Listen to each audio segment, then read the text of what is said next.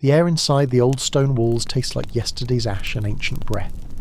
The fire crackles low in the corner hearth, licking at logs worn smooth by centuries of hands, blackened by years of duty. A heavy velvet curtain sways at the draft's command, and the candlelight quivers as though in sympathy. This chamber, dim and dusky with its old oak beams and faded tapestry, depicting some long-forgotten battle, is yours for the night. It is not a room for secrets, but it is yours, and you are not alone. All around you are whispers, of straw rustling in the rushes beneath your feet, of wind threading through arrow slits, of footfalls above and below. The walls here are not thick in the way you might imagine. They are treacherous, reverberating. They breathe and they murmur, passing sound from room to room like secrets between old friends. You are in Caersillan, a fictional, though not unfamiliar castle, somewhere between the Welsh borderlands and the edge of sleep. The year is 1374. A plague has passed through the nearby village months ago, and the household remains quieter than it used to be. The steward has retired early. The fire watcher downstairs dozes with one eye open. You, however, lie awake under layers of wool and linen, staring into the flicker of the hearth. There's something you haven't done yet, and you dread it. You have to go. Nature has been calling since supper. A modest meal of oat pottage, stewed mutton, and too much small beer. The urge is rising now with gentle insistence. But here's the question, an awkward one, yet all too human. Where do you go to poop in peace? In a castle? Yes, that is where our story begins. But before we descend into the bowels of medieval sanitation, I must ask you something odd but sincere. Where are you listening from? And what time is it in your part of the world? I would love to know. Drop a comment if you can. It warms my heart to imagine all the quiet corners you're tuning in from, all the cosy beds and dim rooms, each listener nestled into a different time and place. Now, as for you, get warm. Pull that blanket a little tighter. Let your muscles slacken, unclench your jaw, soften your shoulders, and breathe in the scent of stone and soot. Get comfortable. Get still. You're not alone. I'll be with you, and together we'll take this odd, fascinating, and very real journey through the halls and privies of history. Because in a place like this, a castle, with its grandeur and grime, privacy is not a luxury. It is a dream. One whispered like a secret behind closed doors and rush-covered floors. It is a yearning etched between the mortar stones and echoed in the anxious shuffling of slippered feet in the night. Let us begin. You rise from your bed, tugging on a cloak against the chill. Beneath your feet, rushes crunch. They are meant to freshen the room, but now carry the odour of old herbs and months of scattered crumbs. Somewhere beyond the wooden door lies your destination, though you do not know quite where it is. This is not your castle, after all. You're a guest of Lord Talgarth, distantly related by marriage, and closer still by accident of politics. You hesitate, not from fear, but from etiquette. Everyone knows that the walls in castles listen. Stone transmits sound in strange ways, through timbers, through arches, through spiral stairs. Whatever you do, whatever relief you seek, it will be heard. Still, the need grows. You remember from supper that Lady Olwyn mentioned a guardrobe down the gallery. She said it casually, with the grimace of someone who speaks of chores. You now understand why. Guardrobe, an elegant French word for a place most inelegant. In this castle, as in most, the guardrobe is a stone cubicle set into the outer wall, often shared by a corridor or two. You've heard tales of them, the cold, the stink, the long drop to the moat or midden pit below. You've also heard of what they're called in less generous tongues, the long drop, the hole, the chute. Sometimes they are built into the very walls, jutting out like bowing windows. Sometimes they are wood-lined, sometimes not. There may be hay. There may be nothing at all, but there is rarely, if ever, peace. Still, what choice do you have? You crack open the door and peer into the corridor. The sconces burn low with rushlights, and all is mostly still. You step out, your shoes whispering across the worn stone. You pass by tapestries, sable lions, silver crosses, strange myths. You pause at an alcove where a narrow wooden door stands slightly ajar. A draught of sour air curls toward you, and you know, this must be it. You duck inside. It is a cramped little space, just large enough for you and the task at hand. A single slit in the wall opens to the night, and the breeze snakes in like a thief. The seat is stone, worn smooth by years of use. You sit, bracing your cloak against the wall, and listen. The wind moans softly outside. Somewhere, a dog howls. You begin to understand. Even in a castle, there are no secrets. Not when it comes to the body. Not when the walls themselves seem to remember every sound. Still, you sigh in quiet relief. It is not peace, but it is enough. You remain seated in the chill of the guardrobe, cloak gathered tight, knees drawn slightly inward for balance as the wind slides up the shaft below and brushes against the back of your legs, a reminder that the drop beneath is long and undignified. The slit in the stone, carved with little elegance but brutal practicality, is a shaft not only for waste but for shame. The vertical corridor down to where waste collects in a pit of damp straw and slow decay, sometimes leading out the castle wall to a cess trench, sometimes spilling directly into the moat itself, depending on the ingenuity or lack of the architect.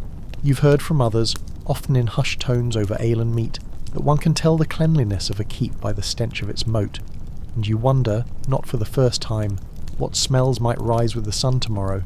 There's no candle in this cubicle, no torch, only the faintest glow from the corridor behind you, and the silver wisp of moonlight that threads through the arrow slit, catching the edge of the stone seat in a gleam like steel.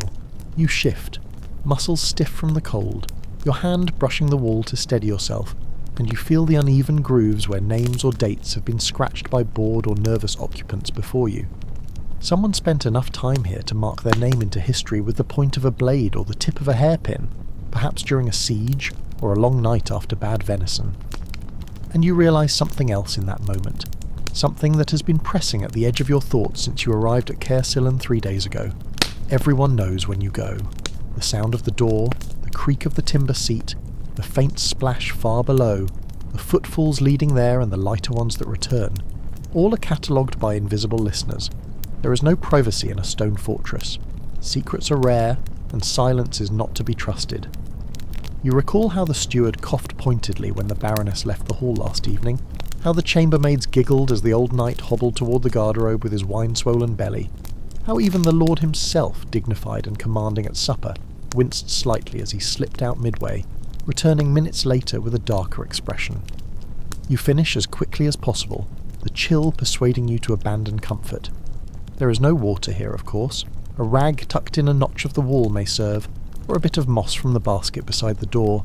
These too are reused. You don't linger on the thought. You wrap your cloak tighter, open the door with a slow hand, and slip back into the corridor only slightly relieved, and not quite clean. And you remember, as you walk silently down the passage lit only by guttering flames and the muffled sound of snoring through stone, that this is the way of things here. Bodily function is not private. It is tolerated, observed, gossiped about. You are noble, but still human. So were the kings before you. You return to your chamber and pass the chamber pot sitting innocently by the hearth. Made of glazed earthenware, painted with faint vines and flowers now dulled by soot, it is prettier than it has any right to be, considering its purpose. You eye it now with a different kind of respect. In the deep cold of a stormy night, it may prove preferable to the long walk and the freezing draught, but you also know that to use it is to invite scandal. The sound of you lifting the lid, of whatever happens next, will echo just as plainly through the thin walls and the cracks in the doorframe, and so the pot remains empty, at least for now. You climb back into the bed, still warm from your brief absence. The rushes rustle again beneath your feet, and you hear them shift beyond your door as well. Someone else creeping toward their own shameful errand. Perhaps the maid from the Solar, or the youngest of Lord Talgarth's sons, the one with the nervous hands and the unsteady walk. You wait a moment, ears tuned, catching the whisper of a latch closing gently. Another secret half kept, another night, another breath of privacy, half imagined in a place where privacy does not belong. And yet, the castle sleeps. Its heart beats in silence now, deep and slow. You lie back and close your eyes. Not to dream. Not yet. But to remember what comes next. Because tomorrow, you will be invited to the Eastern Tower. And in that tower, there is another kind of garderobe, one older, hidden behind a false panel, a place no one uses anymore but which the steward whispered of, with a flick of his eye and a careful tilt of the head. There, he said, is where the Lady of Caersillan once went when she could not bear the sound of listening ears, and in that forgotten corner you may finally find what no one in these walls ever truly finds. Relief. Peace. But only if you know the way. You do not rise with the others. Let them chatter and scrape their bowls in the lower hall. Let the cook fret over burnt barley, and the steward pace through the buttery counting casks and keys. You remain in your chamber, still wrapped in bedclothes, listening to the distant clatter of daily life blooming beneath you like a slow thaw. A castle awakens not all at once, but in layers. First the scullery maids, then the pages, then the scent of boiling oats, and last, the slow groan of noble limbs rising from goosefeather beds. You're somewhere between the second and the third layer, cloaked in a quiet that feels private only because others are louder. Last night's venture sits fresh in your memory, the cold slab of the garderobe, the downward tunnel into stinking nothingness, the unnatural act of relieving oneself while a wall listens, while your own ears brace for echoes. You think of it now not with embarrassment, but with a sort of scholarly fascination. It is remarkable, truly, how even among granite and hierarchy, something as mundane as waste cannot be ignored, only hidden beneath layers of etiquette and stone. You run a hand over the coverlet and your fingers brush parchment, folded neatly, tucked beside your pillow. You hadn't noticed it before. No seal, just a single crease, and a faint scent of wax, lavender and tallow. Inside is no message, not in the ordinary sense, a sketch, done in careful ink. The hallway outside your chamber, a right turn, 3 alcoves, and then a mark, not a word. Just a symbol you don't recognise, a spiral within a square. You dress quickly, a little too quickly for a guest, but you need no help. You find your boots, run a hand through your hair, and slip into the corridor.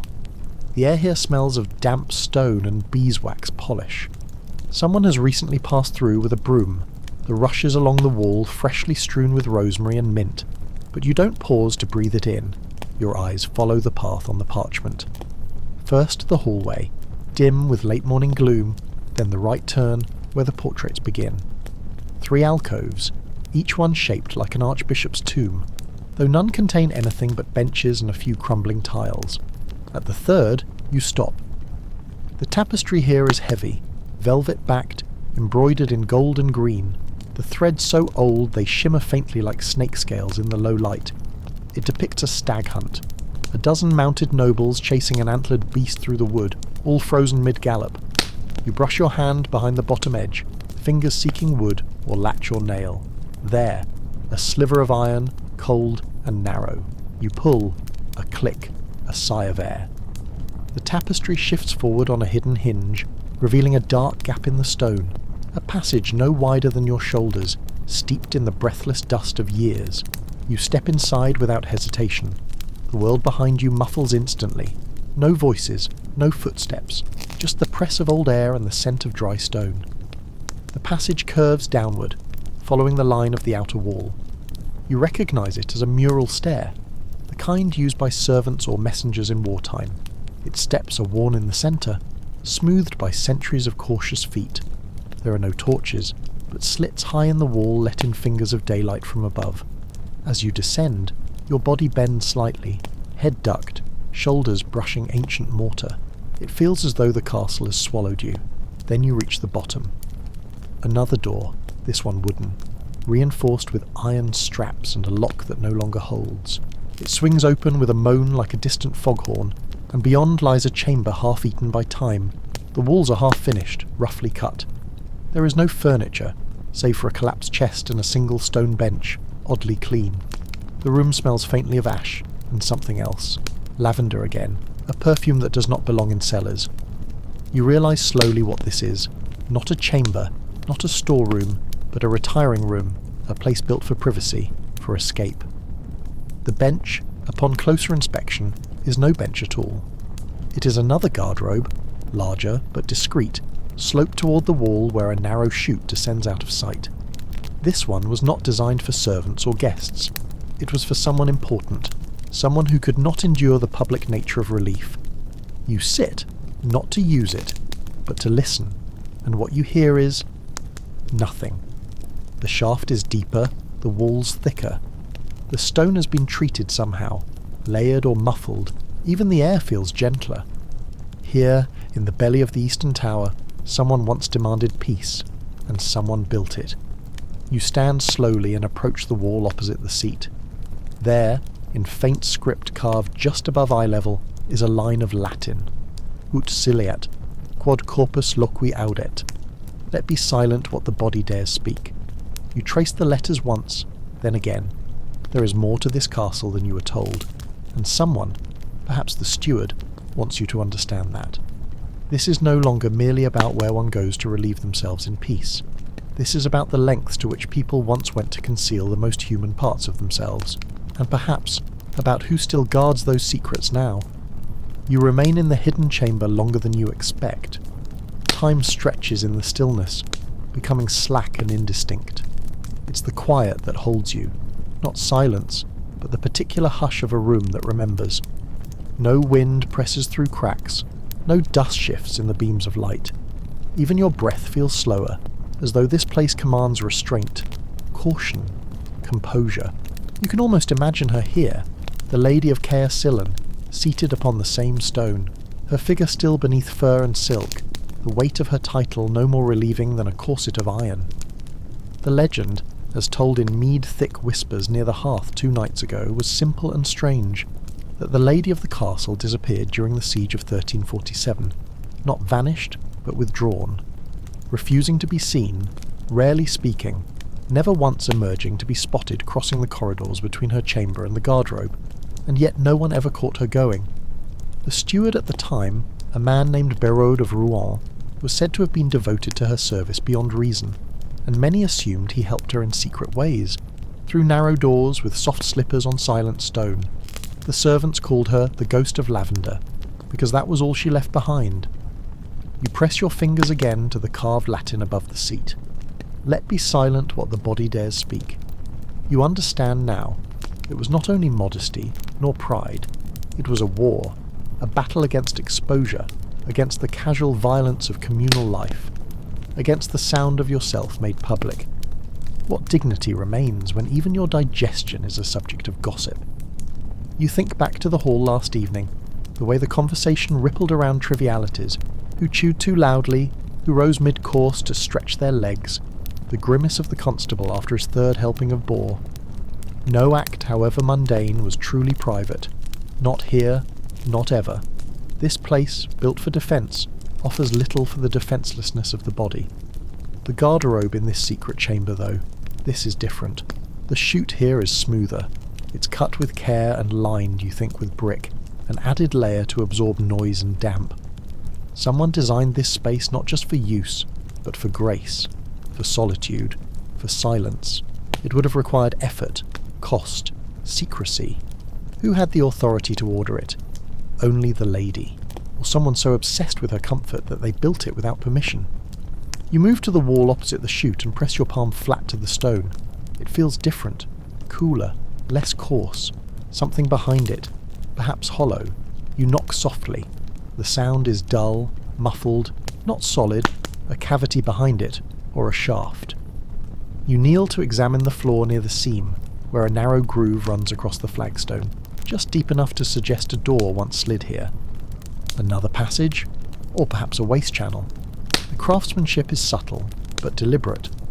You sit back, folding your hands over your knees, the dust clinging to your cloak. You picture her again. The lady, in this same spot, a figure in the gloom. Perhaps she came here not just to relieve herself, but to rest, to read, to breathe without being heard. A throne of stone for a woman stripped of her own. You feel an uneasy kinship with her. Though your titles differ and centuries stretch between you, the need is the same, to be unseen, to exist without commentary, to pass through the world quietly, if only for a moment. You rise and leave the chamber, closing the door behind you with careful hands. The tapestry swings back into place, its velvet folds undisturbed. No one sees you emerge. The corridor is empty. The scent of rosemary has faded into the cold. You return to your chamber. The chamber pot still waits by the hearth, smug and painted. You look at it with new contempt. Not for its function, but for its vulgarity. It is too close, too exposed. A tool not of necessity, but of surrender. Later that day, you dine again with the household. Lord Talgarth, gracious as ever, raises a toast to St. Cadfan and declares the barley soup surprisingly free of grit.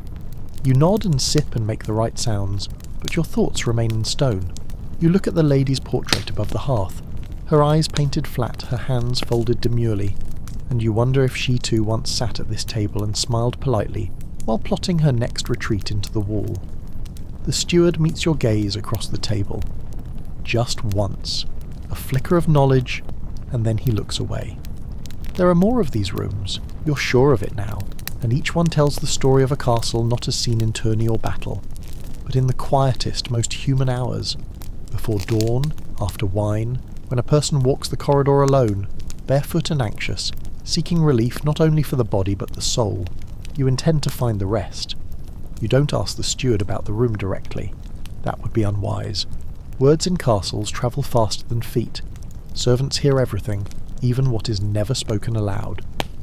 You content yourself with a gentle nod, an extra pause when passing the hearth, the kind of silent message understood only by those who've already accepted that knowledge isn't given in this place. It's offered, indirectly, in fragments, in passing glances and misplaced parchments. 3 days pass.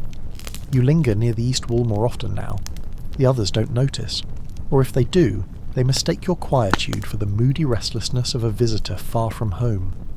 A cousin of Lord Talgarth's wife begins to ask leading questions about your lands, your holdings, whether your orchard survived last year's hail.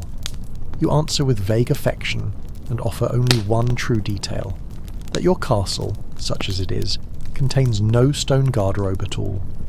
Just a yard with a deep trench and privacy stolen by distance. He seems appalled, but more so at the honesty than the architecture. Late on the third night, after the wine has faded and the fire has burned down to a red sleep, you walk again. The castle at night belongs to no one. The walls lose their names, the torches cast long shadows, and the heavy echo of your boots belongs to someone from another century. You keep your steps light. You pass the tapestries, the gallery, the crumbling portrait of a prior lord whose face was scratched off, presumably by history. You reach the far stairwell, one rarely used by the household, and find what you suspected. A wedge of cool air pushing through a seam in the wall, whispering its invitation. This stair was meant for siege. Not the broad ceremonial flights wrapped in banners and oak balustrades, but the narrow turncoat kind, made for movement in smoke, in retreat, in blood. The steps spiral tight, turning counterclockwise so a defender above would always have their sword hand free. You descend slowly, no torch, just your palm along the damp wall and the hollow press of silence wrapped around you. There is a faint sound below, not voices, not rats, a drip. Rhythmic. You reach the base of the stair and enter a chamber that clearly predates the rest of the structure. The ceiling here is low, arched in that Romanesque curve that suggests antiquity without decoration. You're beneath the chapel. You can feel it in the air, cold, blessed, slightly metallic like old coins pressed into soft soil. The floor is smoother here, and in the far wall you see it. A wooden frame now warped, a door set into stone like a mouth closed too long. You approach. It opens easily. The smell hits first, not rot, not entirely, but ancient water, sealed earth, and the ghost of waste. A scent not wholly unpleasant, but persistent. The room is long and narrow, almost coffin-shaped, and along one side runs a stone channel carved directly into the wall. Not a garderobe in the traditional sense. There's no seat. Instead, there's a bench, flat, low, with a cut in its centre and the remains of a wooden lid beside it, rotted through. Above, a faint shaft cuts into the ceiling, no wider than a man's wrist. This isn't a room of convenience, it's a room of containment. You walk further in, crouching slightly beneath the ceiling. The drip comes from the corner, where condensation gathers and falls from the mortar like tears. It pulls into a depression on the floor long since stained with dark rings. You see scrapes in the stone, carved lines worn down with use. Someone came here often, perhaps many someones across many years. The channel in the wall carries waste away. Where? You can't yet guess. But it must lead out, a hidden chute, away from the public garderobes, away from the eyes and ears of those above. This place was not meant for everyone. You recognise that at once. It lacks the flourishes of nobility. It was built for secrecy, for perhaps those who had no right to be seen at all. Priestly visitors, lovers hidden behind altar and vow, or servants whose stations were too low to be allowed even the humbler guardrobe towers. And yet, someone added the bench. Someone tried to make it less cruel. There's even a candle stub wedged into a crack in the wall, long since melted down into a pool of wax and dust. You sit. The stone is cold, but the room is warm in a strange way, filled with layers of long-forgotten purpose. It's one thing to speak of castles and their majestic stone walls and storied battlements. It's another entirely to sit here, in a place designed to be hidden, meant not for glory but for need. Basic. Quiet. Human. You wonder how many others sat here, eyes closed, listening to the drip and the silence, grateful to be alone even for a moment. You begin to understand something larger now. The castle is a machine of hierarchy, of ritual, of permanence. But this network of hidden chambers, private privies, and silent shafts tells a parallel story. One not of grandeur, but of coping. Of carving privacy into the very bones of a place where the body is never allowed to be separate from the spectacle of status. You leave the room with your footsteps echoing not in the space, but in your mind. Every corner of this place is hiding something, and the further you go, the more you sense it. Someone wanted you to find this, but who and why now? You sleep poorly that night, not from fear, but from the weight of too many questions pressing down on the edges of your dreams. The shape of the chamber beneath the chapel lingers behind your eyes even after they close. The smooth bench, the cut in the stone, the damp air that felt more sacred than the chapel above. Your body rests, but your mind keeps turning, following the curves of hidden channels and forgotten intentions, trying to string together a logic behind the secrecy. You wake before dawn, before the maids have scattered their herbs across the floors, and before the first bell rings in the watchtower. The fire in your hearth has died. A thin rind of ash rests at the base of the grate like the memory of warmth. You dress slowly in the grey light, every movement deliberate, your senses dulled but focused, like someone preparing for a rite. The castle is quieter than usual. The rain must have come in the night. Fat drops still trail down the narrow windows like melted lead, and somewhere in the roof beams, a slow drip marks the rhythm of a waking world. You slip through the corridor without company, your steps well practiced now. You no longer hesitate at shadows. The secret places of Caersillan are beginning to unfold for you. Not with loud revelations, but with the soft assurance of stones that have waited too long to be touched again. This morning, your direction is different. You don't head toward the chapel or the east tower or even the hall. You make for the old gallery, the part of the castle spoken of rarely, where windows have been bricked up and corridors loop into themselves without purpose. You found a hint yesterday in the scriptorium, a marginal note on a prayer book from the time of the siege, scribbled in a crooked hand, not Latin but Welsh. You had to read it twice before it made sense. Beyond the chapel where the light ends, she waits behind the lattice and keeps her book of dark mouths. A riddle, or a warning, or simply a lie penned by a bored monk. But still, the word lattice caught your mind and stayed there. You begin to search for it, eyes sweeping along the walls, past sconces, beneath faded murals. The corridor narrows where the eastern wing joins the oldest part of the keep. Here, the stonework shifts. Smaller bricks, darker mortar, joints older and less refined. You stop at a curve in the wall. There, at knee level, a pattern emerges. A wooden panel, once painted, now worn blank. You press your fingers to it, and it flexes. It opens, not like a door, but like a hatch. Behind it is a crawl space, low and lined with crumbling plaster. You go in, not crawling but stooping, your back bent, your hand trailing the right wall, 10 paces, then a turn. Then you see it. A lattice. Iron, not wood. woven into the stone like a grate. Behind it, a room, small, square, lit faintly from above by a hole no wider than a coin. The walls are lined with shelves carved directly into the stone. Each one holds a bundle of cloth, a slip of parchment, or a curled and shriveled thing you cannot identify in the gloom. At the centre sits a single object on a block of slate. A book. You try the lattice, expecting it to resist, but the latch lifts easily. Someone meant for it to be found. The hinges creak just enough to stir a mouse from a crack in the opposite wall. You step inside.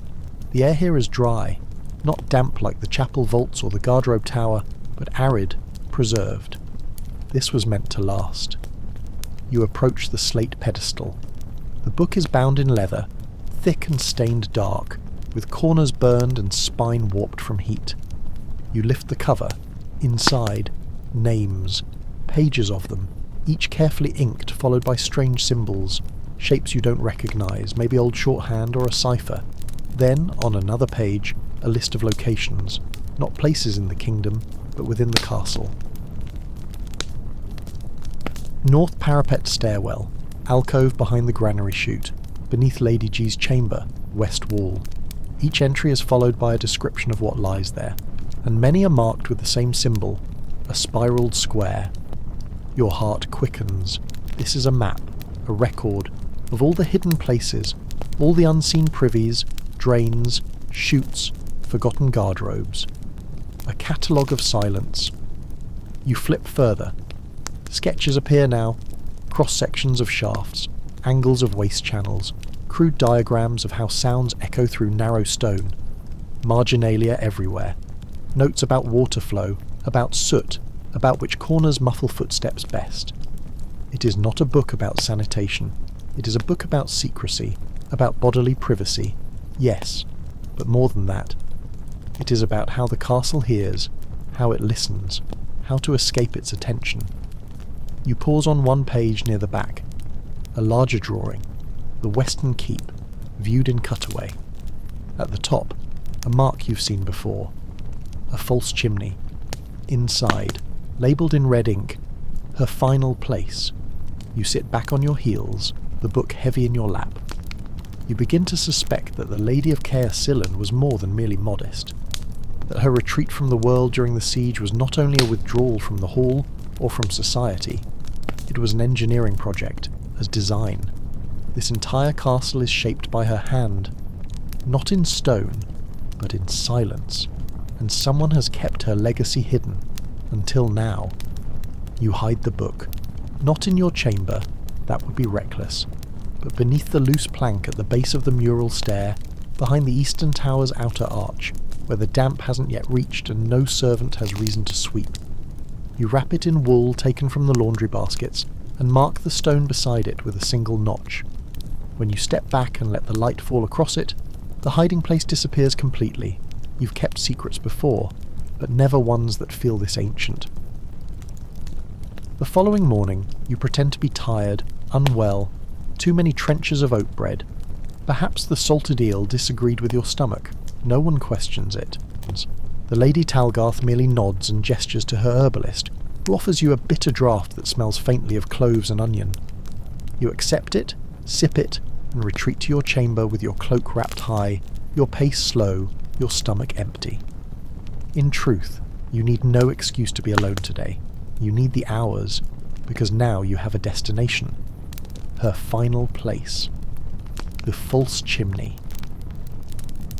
The drawing in the book showed a central vertical shaft, one that did not align with any known fireplace or flue. It began on the third floor of the West Keep, an unused level now, sealed off during repairs after a lightning strike a generation ago.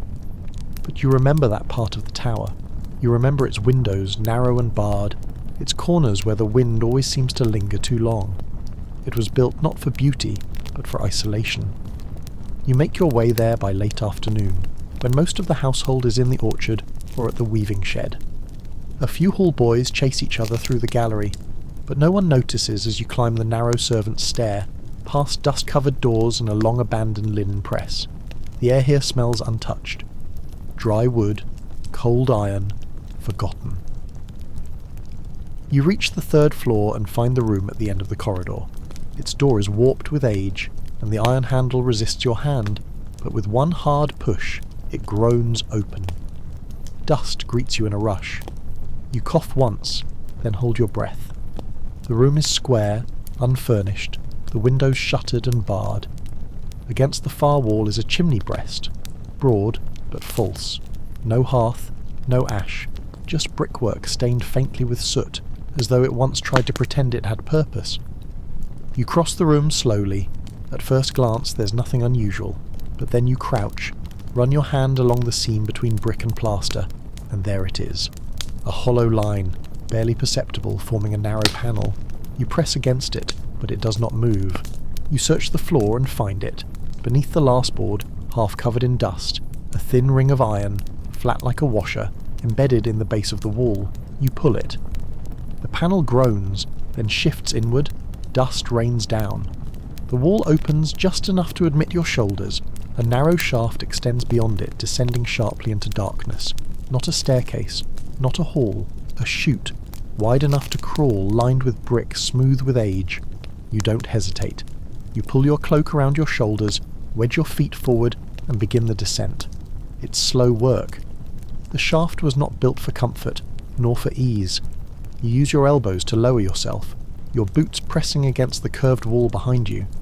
After 5 lengths of your body it flattens slightly and you come to a stone ledge, where the shaft widens into a chamber. You step down, brushing cobwebs from your face. This is not a garderobe. It is not even a privy. It is something else entirely. A room within the shaft, lit faintly by thin beams of daylight from a cracked tile above. The walls are angled inward, like the throat of a bell. Along one side runs a groove in the stone floor where water once may have flowed, but now lies dry. A stack of bricks sits in the corner, unmortared, loosely arranged. Beside them, a bench. Not a seat for relief, but for rest. And there, cut into the wall just beside your head, is a hole. Perfectly round. About the size of an open hand, you lean toward it. You listen. At first, there's nothing. Then, very faintly, you hear a voice. Not speech, not conversation. A recitation. Latin. You can't catch the words, but the rhythm is unmistakable. A priest somewhere above, reading the afternoon offices. You're beneath the chapel again, but farther than before, and the sound is clear, amplified, as though drawn through the stone by intention, not accident. This hole is part of something larger, a whisper shaft, a network. You stand there, motionless, and listen to the liturgy until the voice fades, and with it the candlelight above dims. You sit on the low bench, the smooth chill of stone beneath you, and it dawns on you slowly. Not as a flash, but a realization heavy as nightfall. This was the lady's listening place. Not only a place of escape, but of observation. She designed a system, not merely to conceal her presence, but to listen to others, to map the castle not in stairwells and corridors, but in sound. The hidden garderobes, the waste chutes, the hollow beams, they were not just for privacy, they were her eyes, her ears, and this was her final chamber. You lean forward and breathe through the whisper shaft just once. You say nothing, but the air carries your exhale away, upward, into the bones of the castle. Somewhere, something shifts in reply.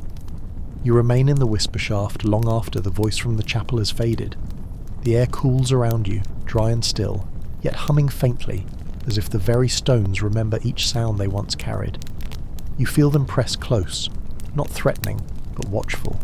This isn't a tomb, it's an archive of attention. You understand now that the Lady of Caer Sillin didn't merely vanish during the siege. She disappeared into the castle itself, folding herself into its hidden spaces, threading herself into its voids. She became the unseen audience to every hour of castle life. When you finally crawl back into the false chimney and retrace your ascent through the chute, your muscles ache from the tension, but you feel clearer. The sky is dark when you return to your chamber, and your hands are streaked with soot and dust. You sleep without dreams, only the sensation of being watched gently, with a presence as ancient as the mortar. The next day, the steward finds you before you can find him. He stands beside the pantry arch as you pass, and though his posture is idle, his eyes are not. He tilts his head slightly, a summons, silent and unspoken. You follow. He leads you not with words, but with a pace measured and slow. Through the scullery, down into the narrow hall beneath the kitchens, where heat pulses and the scent of broth and smoke hangs thick in the beams. Then he opens a door you hadn't seen before, concealed between racks of pickling crocks, and slips through. You follow. Beyond is a stair, downward again, always downward.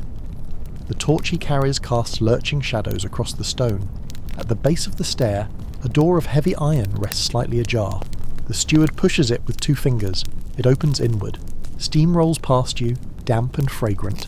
Lavender again, and rosemary, and something stronger. Juniper, or pine resin. You step through. It's a bath chamber. Large, vaulted, with a sunken floor of red tile.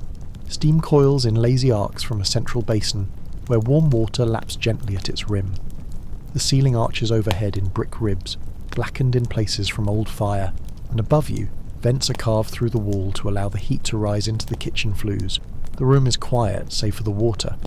This, the steward says softly, his first word to you in days, was hers too. You nod slowly. Of course it was. She had it carved below the hearths, to pull heat downward. In winter, it was the warmest place in the keep. She called it the morning shoot. You frown gently. Because of the bath? No, he says, and steps to the edge of the basin. Because it begins where the other waste chutes end. You step closer. On the far side of the basin, a series of smaller channels run along the floor, cut with careful precision. You crouch and look. The grooves are faint, but they are drains. Conduits not for water, but for runoff from elsewhere. Human waste, rain, ashes, channeled downward, filtered through gravel and brick until it passed into the basin system. But the bath, you begin, was filtered afterward, he finishes. Sand, charcoal, vinegar. The system is older than she was, Roman maybe, but she repurposed it. She made it clean again. You stare at the water. It's not clear, but it's not foul either. A warmth lingers in the air that feels heavier than heat. A kind of reverence. She would come here after hearing things, the steward continues, stepping along the tiled edge. After hours in the guardrobes and shafts, she'd bathe in silence. Alone. Only me. Once, I was allowed to bring the salts. You look at him carefully now. The steward is old, but not ancient, and you understand. It wasn't him who brought the salts. It was someone before, his father or grandfather. The memory is inherited, passed like a relic. Did she ever leave, you ask? No. He runs his hand along the tiled wall, tracing the grout. Not really. After the siege, she never climbed above the second floor. She wrote, she listened, she bathed, and she built. She died here. She passed, he says. But she didn't die. She was already gone by then. He gestures to a niche in the wall. You approach. Within, behind a pane of dusty glass, rests a sealed jar, opaque and heavy, its surface etched with the same spiral square symbol you've seen before.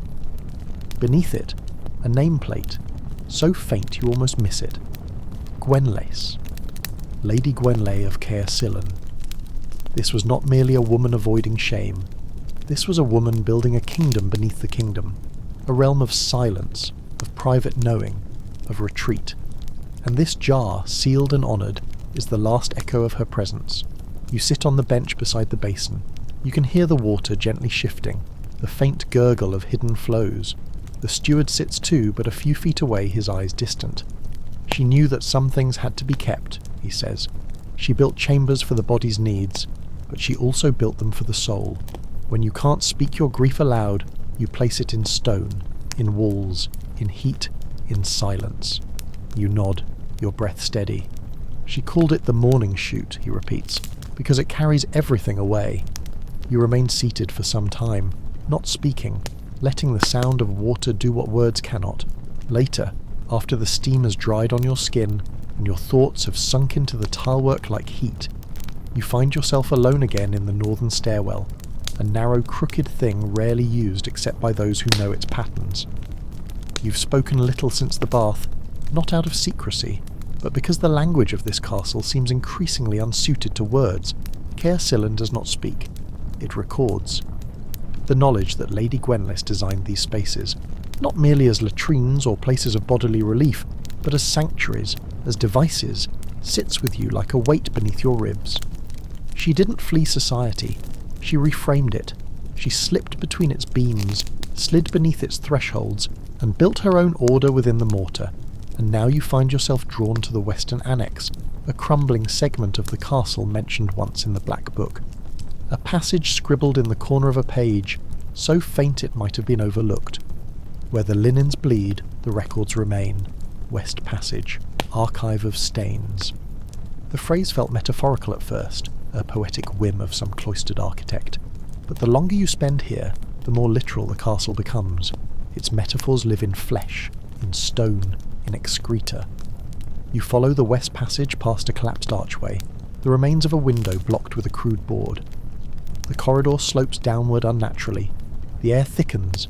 You pass hooks in the walls, too low for torches, too small for armour. Linen hooks. This was the laundry once, the place where fabrics were soaked and scrubbed, where blood and bile and filth were beaten from shirts with lye and cold river water. But no one comes here now. The water has long since receded. The troughs are dry. Cracked wooden basins lie on their sides like discarded hulls. But the stains remain. At first, they look like watermarks, dull blotches on stone and plaster. But then you notice patterns, finger-sized smudges, ridges where cloth was pressed, long brownish streaks that mark the edge of an old drainage trench.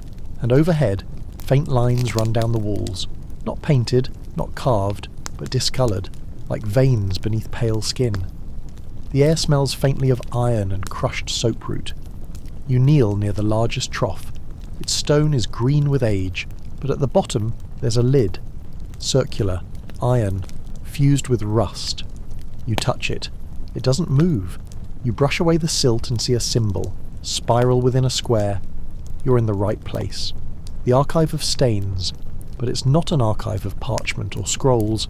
It's a memory palace of what the body sheds. You look more closely. Along the lower wall, faint inscriptions become visible in the low light.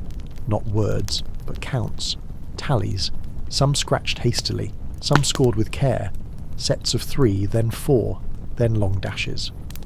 Numbers, days, occurrences, and then the door reveals itself, a panel along the wall set flush with the stone, marked with a single hinge and a rope ring. You pull. Behind it, a passage downward, narrow again, always narrow. The air grows damper the further you descend. The spiral of the stairs ends at a low door carved directly into the foundation. This one has no handle, only a groove along the edge, as though it was meant to be pulled open from inside. You push instead. It gives reluctantly. Inside is a room so dark you think at first you've gone blind, but as your eyes adjust, shadows begin to form, shelves, uneven and close together, everyone lined not with books but with cloth, folded garments, linens, napkins, undergarments, some old enough to crumble at the corners, all of them stained, not randomly. They are arranged by pattern, by hue, by location of the mark. You lift a folded chemise. Its fabric is so thin it barely holds together, but near the hem a perfect round stain the colour of dried wine. You place it back and choose another, coarser, still stiff from ancient starch. The collar is blotched with yellow, the shape clearly that of a neck worn raw. Each garment tells a story not recorded in word, but in the residue of the body. This is no mere collection of soiled rags. This is Lady Gwenlis's evidence. Evidence of how the body is made to suffer its own secrets. Evidence that every function has a trace. You begin to see it. The brilliance. The castle's upper levels hold the grandeur, the voices, the performances. But here, below the stones, below even the memory of water, the truth accumulates. Every time someone bled through a bandage, soiled a tunic in fear, marked a sheet in shame, it was not discarded. It was folded, catalogued, preserved. You move slowly through the room, your fingertips grazing the edges of cloth history, and there, at the back, under a bundle marked with a rusted pin, lies something different. Not fabric. Parchment. A single sheet. You unfold it. A diagram, an entire map of Caer Sillon, not from above, but from within. The shafts, the drains, the chutes, the the forgotten garderobes, the privies hidden beneath beds and bookcases and altar stones. Every vein of the castle's secret system of relief and listening. At the centre of the page, written in Gwenleigh's own ink, "Where the body leaves, the soul must pass. Keep both." You stare at it for a long while, and then, without folding it, you carry it back with you, through the laundry, past the dry basins, up the spiral stair. You no longer think of Caer Sillin as a place of refuge or politics or history. You now know what it is: a body, stone for skin, chambers for organs, shafts for breath, and you are inside it. You do not speak to anyone for 2 days. It isn't deliberate. You still nod politely at the door when the maidservants bring linen or wine. You still join the household for meals, though you eat less, chew longer, listening more, but words begin to feel loud, and worse, inexact. There's nothing to say that will not betray what you know. The truth of Caer Sillin does not rest in sentences. It lives in structure, in stone, in effluent, in the spaces the polite world denies exist. You carry the diagram with you always now, folded within your cloak against the hollow of your ribs. It feels warm there, strangely alive. The castle's map has begun to align itself with your own body. You feel it in your steps, how the guardrobe tower near the gatehouse is shaped like a descending colon, how the winding mural stair presses downward like a gut's slow muscle. The wall shafts sigh with air when someone enters them, and when someone dies, as one of the washermaids apparently did yesterday from fever and blood loss, the eastern vaults seem to swell, as if inhaling the absence. You've begun to think of Caer Sillin not just as a body, but as a body with a memory disorder. It forgets the living and remembers the waste. It preserves the decay. And Gwenleigh, Lady Gwenleigh, was the castle's physician, or perhaps its archivist. She bled into its wounds, dressed them with lime and lint, and left behind a trail not of glory but of quiet processes. You return to the diagram now each time you're alone, tracing with your thumb the meandering channels she labelled with such care. They have names, some of them. Odd, personal ones: the bower's belly, the throat under the choir, the crooked nerve. You realise they're not architectural names at all. They're anatomical. Each segment is an organ, a system, a route for passage. Not people, but fluids, excretions, heat, pain. Today, you're following a line marked rectus via, a narrow passage beginning in the old stables and ending beneath the armoury floor. The diagram shows it clearly: a shaft, no wider than a grown man's shoulder, sloping gradually downward, branching twice. There's a note beside it, written in Gwenleigh's smallest hand: "Where the horses knew to pause, and the men forgot." You enter through the stable ruins at twilight. They've long since been shuttered. After a fire years ago, the horses were moved to the east courtyard, but the space remains. Blackened beams arch above your head like ribs charred by fever. The scent of burnt straw still clings to the wall, faint and dry. At the back, behind a collapsed grain bin, you find it, a square stone set into the floor, ringed by the marks of hooves, worn deep, worn patiently. The horses did pause here, you realise, often enough to carve their weight into the floor. The stone panel lifts with effort, revealing a hole, angled, smooth, and lined with dark plaster. You lower yourself in, boots first, and drop into the corridor. The rectus via is colder than the rest. The air is tight, stale, a taste of damp and soot on your tongue. You walk with one hand along the wall, brushing moss, grime, the occasional rusted hook or chain. The shaft branches once, then again. You follow Gwenleigh's instructions: left, then right, then stop. There is a hole, not wide enough to enter, but wide enough to see. You kneel and peer through. On the other side, light, dim and orange, flickering. The armoury, but you're below it, beneath the floor, beneath the metal racks and the hammer benches, a shaft for waste once, maybe a drain. But now, a conduit for sound. You wait, and soon it comes. Voices, 3 of them. Men, discussing rations, yes, but also strategy. Sentries, a planned departure from Caer Sillin in 3 days. Lord Talgarth, they say, is preparing to send riders north to the marches. His intentions have not been announced, but the tone is clear. There is movement coming. Change. You shift your weight, your foot tapping against a hollow groove in the floor. When you look down, you realise it's not stone, it's bone. You pull it free gently and find it's been placed there deliberately, long, narrow, from an animal, carved along one edge with 4 symbols, the spiral square, a crude eye, a bell, and a drop. You do not know what they mean, but Gwenlay left it here. She built these shafts not just for secrecy, but for surveillance, and for memory. Perhaps she knew this part of the castle would one day matter again. You tuck the bone into your sleeve and rise. The voices above fade. The torchlight dims. You move back through the erectus via, retracing your steps slowly. When you reach the surface again, the moon is high and the wind is up. You glance back at the horse's floor. The hoof marks catch the moonlight, and for the first time, you understand why they paused, not from fear, from reverence, as if they too knew that something sacred lay beneath, something listening, always. The following morning arrives not as light but as pressure, a thick hush that settles over the castle like a frost. Windows remain shuttered longer than usual. No bells ring to summon the household to the hall. Somewhere below someone cries, muffled, quickly shushed. A servant stumbles in the gallery with a tray. The wine pitcher shatters and no one reacts. The air is full of unfinished sentences. You feel it the moment you wake. Something has changed. The black book said it clearly. When the bell is silent, the body forgets, but the walls remember. And there is no bell, not the small copper one from the kitchens, not the hour bell in the chapel, not even the crude iron clapper in the gate tower, rung by bored guards when wagons come late. All of them, quiet. You rise, wash with the cold water left near your hearth, and dress not with haste, but precision. The diagram rests where you placed it last night, beneath your cloak, beside the sealed bone. You haven't opened the map in hours. You don't need to. The castle's insides are now etched into your own. You go first to the steward, but he is gone. His chamber, once kept so precisely, now bears signs of disorder.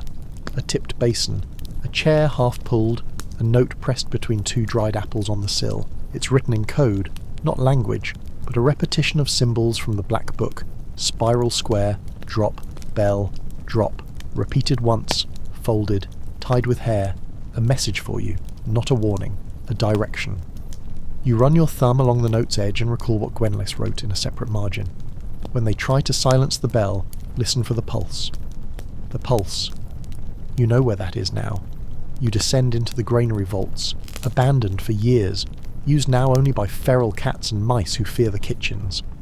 The floor is unstable, its beams soft with time, but beneath it lies one of the castle's oldest shafts, marked not on any modern plan, but Gwenlay knew.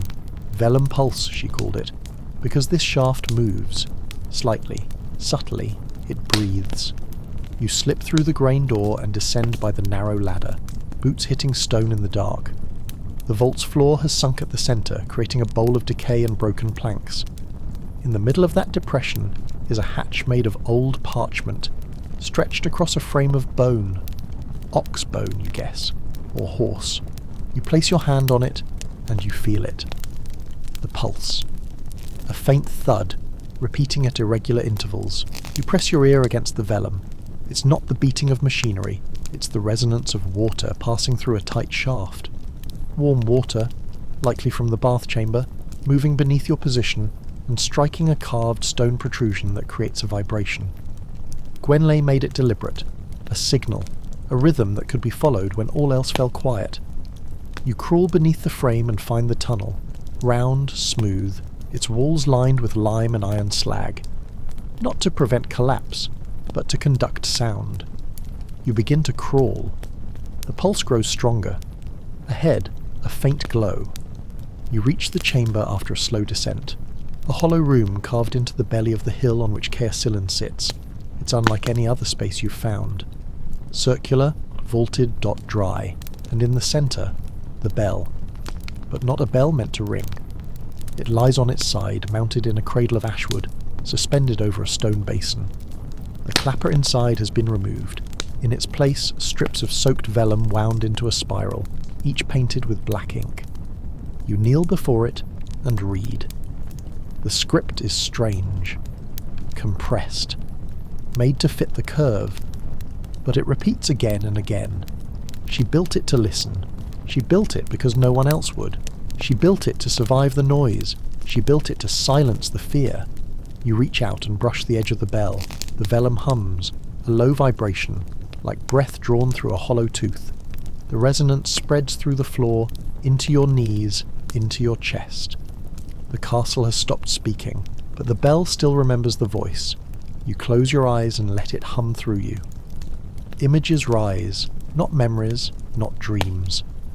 Sensation, the cold of the guardrobe stone beneath you, the salt-wet air of the chapel vault, the crumbling linen of the archive of stains, the pulse beneath the parchment, the silence after shame, and beneath all of it, Gwenless.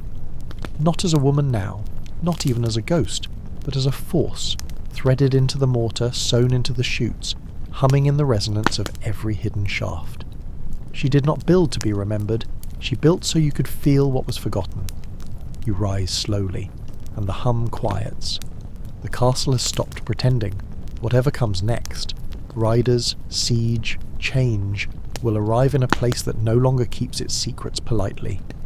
You are not its guest anymore. You are inside its nervous system. By the time you return to the upper halls, the stillness has grown dense. Even the banners don't move. The castle, it seems, has drawn a slow breath and is holding it. There's a draught, but no breeze. The light through the arrow slits is faint and powdery, as if filtered through chalk. Caersillan is not simply quiet now. It is watching. You cross through the long gallery without purpose, at least none that would appear deliberate. Your hands remain at your sides. You nod at no one. There's no sign of the steward, nor of Lord Talgarth, nor of his family. Servants pass occasionally but quickly, eyes down, voices low. Something is shifting in the house. Not visibly, not yet, but underneath, below the varnished hours of castle life, there is disturbance. You follow the signs down once more, but not to any place listed plainly in Gwenley's diagram, not a shaft or a chute or a vaulted stair. You follow instead a series of faint scratches you noticed only yesterday, marks along the base of the dining hall's wainscot. To anyone else they appear as the kind of careless scuffs left by boots or moving chairs, but they curve, they repeat. There's a pattern, spiral, square, then a shallow arrow, always pointing left. You begin there, past the hall, through the pantry arch, behind a curtain once dyed saffron, now nearly grey. There lies a narrow corridor, unlit, barely wide enough for a child. It curves gently inward like the inside of a rib. The walls here are smooth, not stone but clay, packed tight and sealed with lime wash long worn to chalk. No torch sconces, no windows, no hooks, just passage. The air is thick, warm, oddly. You breathe shallowly. This is what Gwenley marked, though she never named it directly. Not on the diagram, not in the margins, only in a single, almost forgotten passage, scrawled in ink so faint it sank behind the vellum grain, where the castle swallows and never chews, where voices echo back unshaped, the mouthless corridor. You walk slowly, and the floor seems to shift subtly beneath your boots, not with motion, but with suggestion, like walking along the curve of a great tongue. Then, the end. It arrives without warning. The passage opens not into a room, but into a widening of itself, a hollow, circular, and domed. No doors, no alcoves. But along the base of the dome, carved into the plastered wall in a ring like a wreath, shelves, not bookshelves. These are no more than 6 inches high, too shallow to hold anything of weight. But they do hold things. Scrolls, not bound, folded, each wrapped tightly in gut string then sealed with wax. You count them slowly. 37. Each one bears a mark, not a name, but a symbol, a shape of the body, a foot, a jaw, a coiled intestine, a lung, all done in charcoal, fine and angular. You take one. The seal cracks with a dry pop. You open it gently. Inside, a list of waste. But not just entries like urine or feces. Each line is dated, not by year, but by seasonal cycle, and includes notes, colour, consistency, smell, mood, sometimes even location. Mid-frost, green, thin, sour, smelled of salt, taken in second guardrobe, eastern gallery, witnessed. High sun, thick, black, dry, mild odour, upper keep chute, alone. Blooded, fifth moon, grey linen stained before heat, folded. You feel a strange chill wrap around the back of your knees. This is not a ledger of filth. It is a physiology of the castle, a record of its bodily function. Each scroll seems to correspond to a part of Caersillan. A room, a chute, a corridor. You begin to understand. The castle was not only observed by Gwenless, it was diagnosed. Its health tracked not by clean tapestries or guard reports, but by how it expelled what it could not hold, by what stained, what broke down, what fled. You open a second scroll. This one is longer, more chaotic. Several entries are written in red ink, rare, sacred, likely made with rust or blood. The script is thinner, rushed. You recognise the date, the siege of 1347. Scroll Nasanantin, symbol, a pelvis. You read, walls shaking, chamber pot cracked, all waste rooted to lower chute, smell backed into chapel vault. Lady Gwenlace did not emerge. For 3 days, no sound. On fourth, a guard vomited into the eastern flue. Blood in the water tank, rats entered the upper guardrobe. Gwenlay recorded, but did not clean, said, "Even this is sacred." You fold the scroll carefully. Even this is sacred, not in a religious sense, but sacred in that it is true. The body never lies. The waste of a place, of a person, is the most honest thing it gives. You can hide your face, your tone, your walk, but not the shape of what leaves you. You replace the scroll, you choose another. This one is shorter, recent, only 4 entries. You freeze. Your name appears, or rather, your chamber's mark. The small alcove where you first stayed. A reference to your use of the eastern guardrobe. A note. Visitor held breath. Used no pot. Followed path. The last line. They hear. The castle listens, is learning again. Your hands go still. You're being observed, not by eyes, but by the walls. You've stirred something long dormant. Gwenless may be gone, but her system, her body of knowledge, her gut-led cathedral, it still responds. You look up. The air in the mouthless corridor is shifting again, and the wall behind you is no longer just a wall.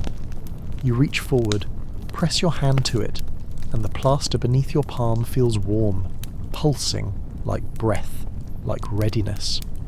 Your hand lingers against the wall, and for a moment the plaster doesn't just feel warm, it yields, slightly. As if behind its chalked surface something has grown soft, pliant. The castle, which has until now been still, solid, indifferent in its ancient mass, is responding, not in words, not in groaning timber or falling stones, in tissue, in temperature, in what feels disconcertingly like peristalsis, a slow, involuntary movement beneath the structure, an impulse that belongs not to a building but to a body digesting the memory of your touch. You step back, heart hushed but thudding. This corridor has no door. But something is opening anyway, with the faintest sound, like chalk cracking in a child's hand. The wall before you begins to split. Not evenly, not with a mechanical slide or click. No hinge, it cracks, forming a vertical wound, no wider than your shoulders, bleeding fine dust and the smell of wet limestone and boiled metal. You push through. The space beyond is low, irregular. You stoop to pass through a narrow gap between stone ribs, and when you stand again, the air is different. Hotter, heavier, metallic. You have entered the digestion room. It isn't marked on Gwenley's diagram, at least not directly, but you remember an offhand reference in one scroll, where the wastes no longer pass but settle. This clearly is that place, a terminus of some kind, a cloaca. The chamber is wide enough to stand in, and tall enough to echo. The walls are rounded, no right angles, no corners. It feels as though you've entered the stomach of the castle, literally. The scent is thick and strange. Bitter lime, old wool, blood clay, ammonia. Not quite foul, but processual. The scent of something working. Around the base of the room lies a shallow trench, a channel carved into the stone floor filled with a sluggish dark residue. It seeps along at a crawl, pooling at one end of the chamber, where it disappears into a hole lined with what looks like resin and iron filings. This is not an accidental leak. This is intentional containment, a filtering station, and at the centre of the room stands the most unnerving structure you've yet encountered. A column, not natural, not stone, constructed. It rises from the floor like a thickened spinal cord, roughly hewn from slate, bound with straps of iron, its surface pocked with small apertures. In each aperture is stuffed a cloth bundle, each stained, folded, weighted, some with twine, some with bits of carved bone, all of them faintly warm to the touch. You recognise one of the stains. It's yours. The chamber records everything the castle receives and cannot fully expel. Used linen, spoiled water, chamber pot residue, mould scraped from upper walls, scraps of parchment fouled by rats.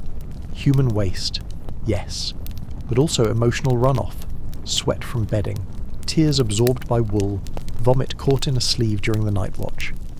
You circle the column slowly. Etched around its base is a spiral, into which has been carved a slow, looping line of script. You bend down to read it. What cannot be spoken is stored. What cannot be burned is steeped.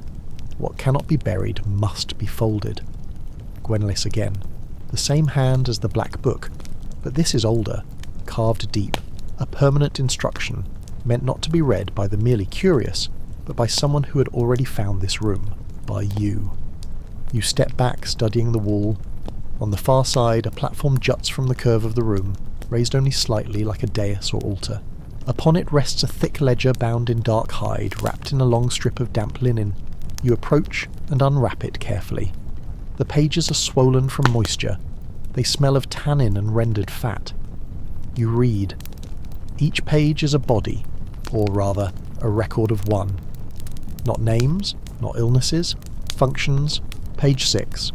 Late autumn, West Watchman, urine nightly at third hour, sourdock glassy, confessed after 6 weeks, wept, linen preserved. Page 9.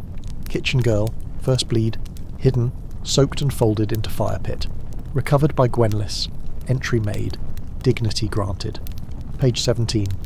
The young heir, night soiling, panic, stained tunic discarded beneath cot, stain transferred to rush mat, left as message to nurse, respected. You read for a long time. You forget time, in fact, because the ledger isn't about health or shame, it's about witnessing.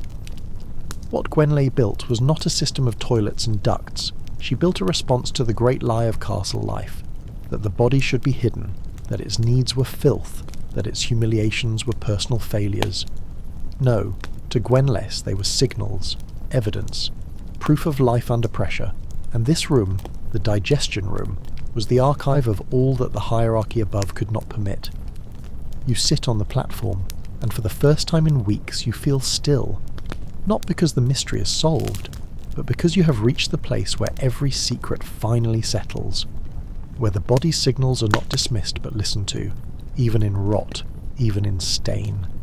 You wonder what will happen to this chamber when the castle is sold, when the new tenants arrive, silk-sleeved and foreign, with plans for renovation and spectacle. You wonder if they'll hear the pulse, if they'll pause mid-prayer and realise the stones beneath their feet breathe. You hope not. You hope Caersillan keeps her digestion secret, just a little longer, until you're ready to speak. You don't return to the upper halls for the rest of the day, not even when the light outside fails and the shadows lengthen into their nighttime shapes, not the watchman's torch against the shutters, not the mealtime bell which has begun to ring again, though duller than before. You remain in the digestion room long past reason, long past comfort, because down here, beneath the surface theatre of civility and custom, you're beginning to understand the architecture of pain, not as damage, but as structure. Caersillan was not merely fortified against the enemies outside, it was designed to digest the suffering within. You light no lamp. The walls faintly glow, moist with reflection, where minerals have built up in streaks that almost resemble ribs. The platform beneath you hums, not literally, but with suggestion, with memory. Somewhere above, someone flushes a chamber pot into a chute. You hear it, 3 stories up, yet clear as rain in the well. A splash. A wooden lid dropped too hard. A curse. A sigh. The castle hears everything. but only in certain places is it allowed to listen. This room, you begin to realise, was never meant to be secret. Not truly. Gwenlay didn't hide it.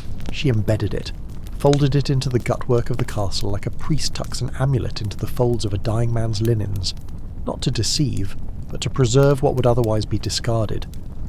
You take up the ledger again, not to read, but to feel. The hide binding is soft now, damp with age and breath, and when you open to the middle the entries change. They're not anonymous any longer. They name no names, still, but the tone shifts. They become personal. Gwenlay herself writes in the first person.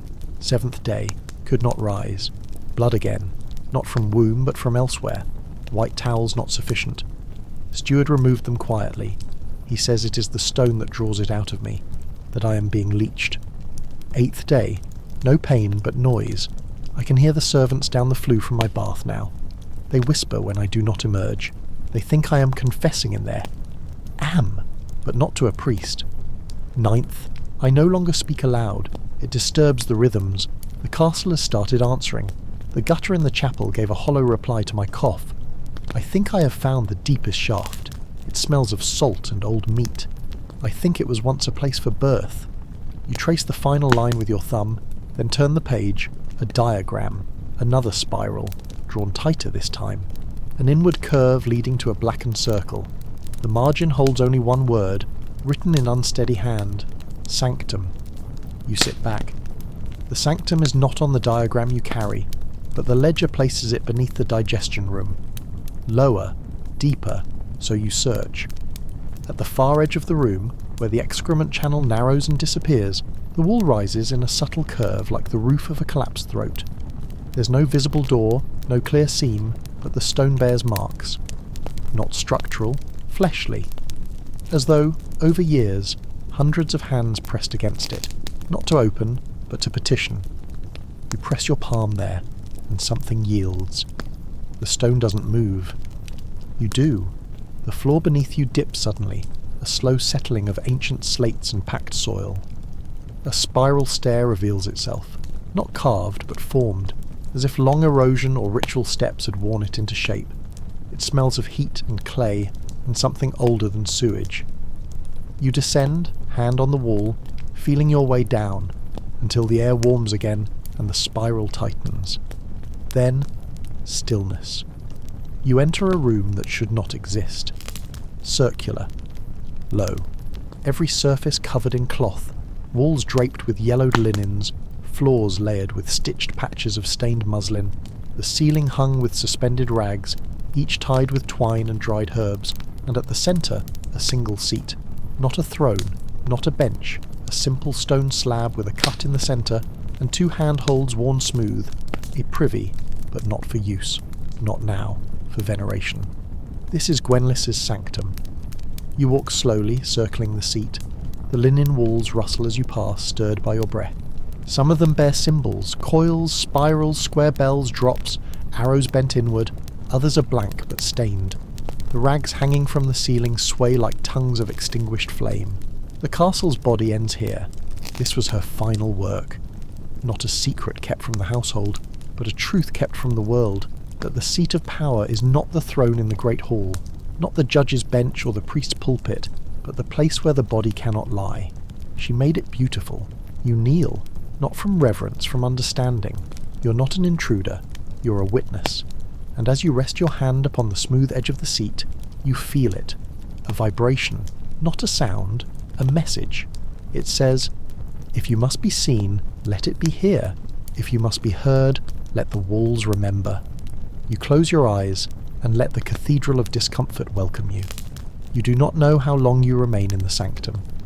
Time folds in this place. It creases like fabric, like the linen that drapes every surface, pale and humming with a residual warmth that feels more alive than the air above. You sit beside the seat, your back against the patched wall, and for the first time, you feel as though you're not merely inside Caer Sillon but of it. You're no longer a visitor. You're being kept. The sanctum is utterly quiet. Not mute, but beyond noise. The hush here is complete and attentive, like the held breath of a mother listening through a closed door. Nothing breaks it. Not footsteps from above, not the rumble of carts or kitchens. Even the passage of your own breath feels like an intrusion. But the castle is listening, not in judgment, in collection. Gwenlay did not build this chamber to hide from shame. That's what the world above believes, that she folded herself into oubliettes and shafts because she was fragile, embarrassed by the body's base needs. But this seat, the seat at the centre of her sanctum, tells another story. It is not ashamed, it is deliberate, it is ceremonial, it is doctrine. Your hands rest lightly on your knees. The stone beneath you radiates a kind of buried heat, residual, mineral, deep. And the smell here is not of rot or waste, it is of process. Vinegar, herbs, salt, marrow. It smells like a body that has worked hard and not been scoured clean. It smells like truth. You look up. In front of the seat, low to the ground, rests a book. Not bound like the others. This one is sewn, roughly, with cord and knots. The cover is made of cloth stretched tight over boards, and there are no letters on its front, just a pressed handprint darkened with age. You lift it. The spine creaks, soft and fibrous. Inside, the first page reads, The Doctrine of Waste, by Lady Gwenless of Caersillan, Keeper of the Lower Works. You turn the page. She wrote in a larger hand here, less cramped, less encoded, as if she intended it to be read, not hidden. You begin. The world above holds waste in contempt. It buries what cannot be consumed. It burns what it does not understand. It scours and scrubs and scents. But waste is not failure. It is evidence. It is proof that the body has made use of what it was given, that the soul has passed through matter and left its print. You read further. A king's waste differs not from a peasant's. A child's shame is no less honest than a bishop's. Let the castle record what its people deny. Let it become the vessel for what must be kept when we ourselves cannot hold it. And further still, the sanctum is not a refuge. It is a recording. Every drop, every cloth, every whispered embarrassment echoes here. I did not build it to be unseen. I built it to be unmistakable. For those who would listen, who would kneel not to pray but to understand. You close the book, you place it back gently before the seat. There is no ritual here, no candles, no chants, no offerings, only acceptance. Gwenless knew that all systems of power depend on the illusion that the body is clean, noble, controlled. But this place, this doctrine, declares the opposite. It says, you are what you expel, you rise slowly, your legs ache, not from stillness, but from the gravity of the space, the weight of being seen by a room that doesn't judge. The seat at the centre of the sanctum gleams faintly in the filtered light from above. No visible source, just a dim amber cast that makes the chamber feel warm, even when the air brushes cold. You begin to walk the perimeter. The hanging cloths sway slightly as you pass. Some are stained faintly. Tea-coloured circles, iron-red smears, pale streaks like water damage. But each is hung with care, not discarded, not hidden. A cathedral of remnants. You count the rags. 37. You recall the 37 scrolls in the archive of stains. They match. Each scroll corresponds to one of these cloths. The body's record above, the body's witness below. You reach the far side of the room and find something new. A door, not a grand portal. Just a rough slab set flush into the wall, sealed at the edges with wax and resin. The wax is dark, brittle, marked with Gwenless's sigil, the spiral square. You run your hand along the seam. Carved into the stone above the door is a phrase. After digestion, the release. You pause. This is no longer about toilets, or privacy, or even the politics of relief. This is about transformation. The sanctum was not the end. It is the stomach. The next chamber, whatever lies beyond this wax-sealed door, is the bowel, the place where the body lets go, the release chamber. You stare at it for a long moment, and then you draw your knife, not in violence, but in reverence. The wax peels away, slowly. The castle exhales. The wax peels like skin dried too long in sun, cracking first at the corners, then flaking in brittle curls. It gives off a smell of beeswax tainted with bile, of resin mixed with dried herbs, as if someone long ago wanted this seal not only to hold, but to warn. You scrape gently, methodically, until the spiral square emblem buckles and flakes into your palm like ash. Behind it, the door hums faintly. It's not audible in the air, only in your fingers, your wrist, your ribs, a resonance that belongs not to any mechanism, but to the castle itself. This is not a door into a room, it is a door into a phase of the system. You press your weight against it. The slab shifts slowly inward, soundless, a slab of dense stone sliding along grooved runners, worn down by centuries of repetition, or perhaps by reverence. The space beyond is dark, truly dark. There are no torches, no vents, no holes. The air is warm but dry, and thick, like the breath of a cave long sealed from language. You step forward. The stone gives way to a floor of packed soil. Not the sterile kind you find in storerooms, but something deeper, rich, soft, fertile. The scent is immediate. Peat, iron, hair, turned clay, rot but not decay, decomposition. The final phase of matter before it returns to usefulness. This is the release chamber. It takes time for your eyes to adjust, but when they do, you see the outlines. The room is not large, circular again, like all the lower levels, but lower in the ceiling than the sanctum. The proportions are compressed. The air presses in from every side, as if this place was dug into the castle by the castle itself. The walls ripple, not with cloth, but with what appear to be ridged channels, like veins carved directly into the stone, coated in a dark lacquer that still glistens faintly, as if fresh. In the centre, nothing. No seat, no platform, just a depression in the earth, a shallow pit. You approach. Inside the pit, waste, not filth, not refuse.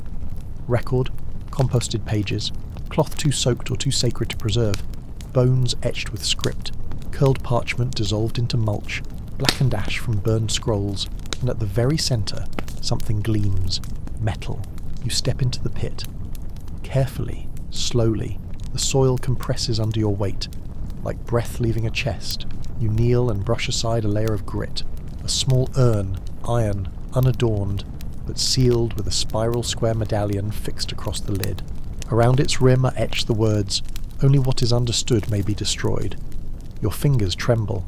This is the end of Gwenleigh's system, not a place to hide shame, but to honour it, to acknowledge, record, digest, and then release. You feel suddenly, achingly full, not of food nor air, but of things you've carried far too long, moments you've never confessed, words you didn't say when someone asked how you were, private embarrassments that calcified into habits, grief that leaked out sideways, everything your body has kept from you. You place your hand over the urn and feel heat rising from it, not literal warmth, but a vibration. You understand now, this is not storage, this is transformation. Every castle above has its privy, but only Caer Sillon has this, an entire substructure dedicated not to rejecting what is unclean, but to metabolizing it, spiritually, architecturally. You kneel fully now, resting your forehead to the cool soil. The room holds you, not with arms but with presence. Here, in the lowest chamber, Gwenleigh built a theology. Her system is complete. Waste is sacred, shame is only the first stage, and release is the most divine act of all. You rise slowly, not reborn, not cleansed, but emptied. In the best possible way. You leave the urn where it rests. You don't take notes. You don't draw a map. There is no point. No one can be told about the release chamber. They must descend through the whole of Caer Sillon, through the shafts, the whispers, the baths, the stains, until their own body matches the castle's curve. Only then will this chamber open. Only then will it receive them. You walk back through the sanctum. The seat gleams. You nod, once, to it, and ascend the spiral stair. You're not the same shape as when you entered. The castle has taken something from you, and left something heavier and better in its place. You surface from the depths of Caer Sillon as though rising through layers of sedimented time.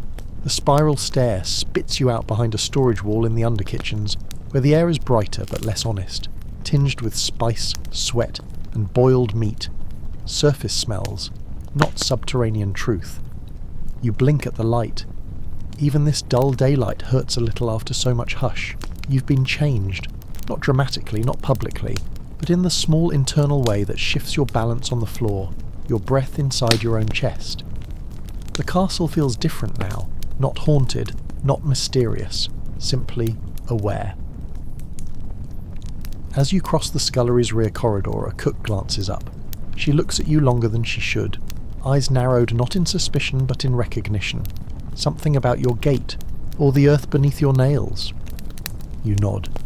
She says nothing, but she knows. Not the details, just enough to understand that you've passed through something most never touch. In your chamber, you find the diagram waiting. You had left it hidden beneath a bench cushion, folded precisely between the vellum pages of a genealogical survey no one had looked at in decades. Now it lies open on your bed, smoothed flat, perfectly centred. Beside it, a bone. Long, pale, hollow. A rib, most likely. Too small for cattle. Not quite human. Carved with ridges along one side. The spiral square symbol is incised near one end, alongside two new markings, a teardrop and an ear. You lift it. It's surprisingly light. When you hold it near your ear, you hear a faint hum, not music, not language. A tone, changing slightly when you angle the bone or move it closer to your chest. You close your eyes and remember something Gwenlis once wrote. The body hears itself in echoes. Give it the right chamber, and it will speak. This is a sounding bone, a device, not magical, not arcane, but deeply physical, used to detect resonance. The castle is full of chambers designed not just to receive waste, but to amplify its signal. You remember now certain shafts had a hum, a rhythm. The release chamber had it most strongly, but you felt it in the whisper shaft too, and beneath the granary floor and deep in the bowl-like curve of the digestion room. Gwenlays had begun mapping these acoustic contours, charting the way waste moved. Not only through space, but through sound. You lower the bone, lay it gently beside the diagram, and that's when you notice it. The diagram is different. You hadn't redrawn it, but someone had, or rather, it had updated itself. There are new marks now, faint, rubbed in charcoal, circular nodes with radiating lines like ripples on water. At the centre of each, a spiral square. Beneath some, a secondary mark, a bell, a droplet, a throat. These are the places where sound carries, not by accident, by design. It's not just a sewer system, it's a network, not for moving waste, not only for transmitting it. You look more closely and trace one of the charcoal lines. It arcs from the guardrobe tower through the eastern stairwell, past the bath chamber, and ends at the western wall of the chapel. You remember that wall. Blank stone, untouched, always cold. You remember the steward once called it the deaf altar, but it isn't deaf, it's receiving. You take the sounding bone and move quickly, without the mask of idleness you've used before. You no longer need to pretend to be a visitor. Caer Sillon has accepted you now, as part of its system, as a function. The chapel is empty when you arrive. The candles are lit, but the pews are bare. The air smells of cold stone and recent incense. You move to the western wall, kneel, press the bone against it. Nothing. Then, hum, low, soft, intermittent. As though the wall is remembering someone else's breath. You rotate the bone. The pitch rises, falls, settles. This wall has been listening to waste, to groans, sighs, bodily passage, filtered through shafts and ducts and cloth. It is not a wall for judgment. It is a confessional, and not for words, for sound. You hold the bone to your temple. You hear a woman exhaling. The sound is not immediate. It is buried, as if recorded in stone. Then, water. Then, nothing. But the hum remains. You step back. On the wall, behind the altar cloth, you see a faint impression in the stone. A groove. No wider than a hair ribbon. A phrase has been pressed into it, faint and broken in places. When no ear will listen, let the wall remember. You reach out and rest your palm on the phrase. It's warm. You do not cry. You do not speak. But your body feels lighter. And somewhere, deep below, the castle folds this moment into itself, adds it to the ledger, the diagram, the archive of cloth, the warmth of the sanctum, the hum of the bone. It will not forget. You are part of its memory now, just as Gwenlis intended. You do not sleep that night. Not because of fear. There is none left in you. Only the vigilance of someone whose ears have been tuned to something deeper than silence. You lie beneath your woolen coverlet, eyes fixed to the dark ceiling beams, and listen to every creak, to every rat along the rushes, to the heavy rhythm of rain on slate, yes, but also to what pulses beneath it. The castle hums faintly through the sounding bone resting beside your bed, its resonance changing each hour like a bell striking without metal. You are listening to Caer Silen's language now, and it is trying to speak. At dawn, a scrap of parchment appears under your door. You do not hear it arrive, but when you lift it, folded, hand-torn, no seal, your fingertips know the script at once. Gwenly's hand, reproduced in trembling ink. A copy, not an original. The parchment bears only 3 words. Follow the conduit. No directions, no symbol, no mark, but you already know where to begin. You have seen the line on the updated diagram, the one that cuts diagonally from the chapel's western wall to the old curtain wall on the far edge of the bailey, where a section collapsed decades ago and was never rebuilt. You saw it, not as a hallway or a shaft, but a path. Narrow, intentional, not built for foot traffic, built for something else. Waste. Water. Breath. Words. You leave your chamber before the bell rings, the sounding bone tucked into your sleeve, the diagram folded beneath your tunic. You take a side route through the disused servants' quarter, passing rooms that once held dried beans and barrels of black salt, now empty but for mildew and pigeon bones. At the end of the corridor, behind a battered screen, you find the hatch. It's not a door, it's a stopper. A slate panel fitted into the floor, ringed with rotted cloth meant to dampen sound. The edges are worn, the centre concave. This is not recent. It's been used for centuries. You pry it open with a hinge hook from a broken lantern. Below, a shaft, just large enough to crawl through. You don't hesitate. The conduit is colder than you expect.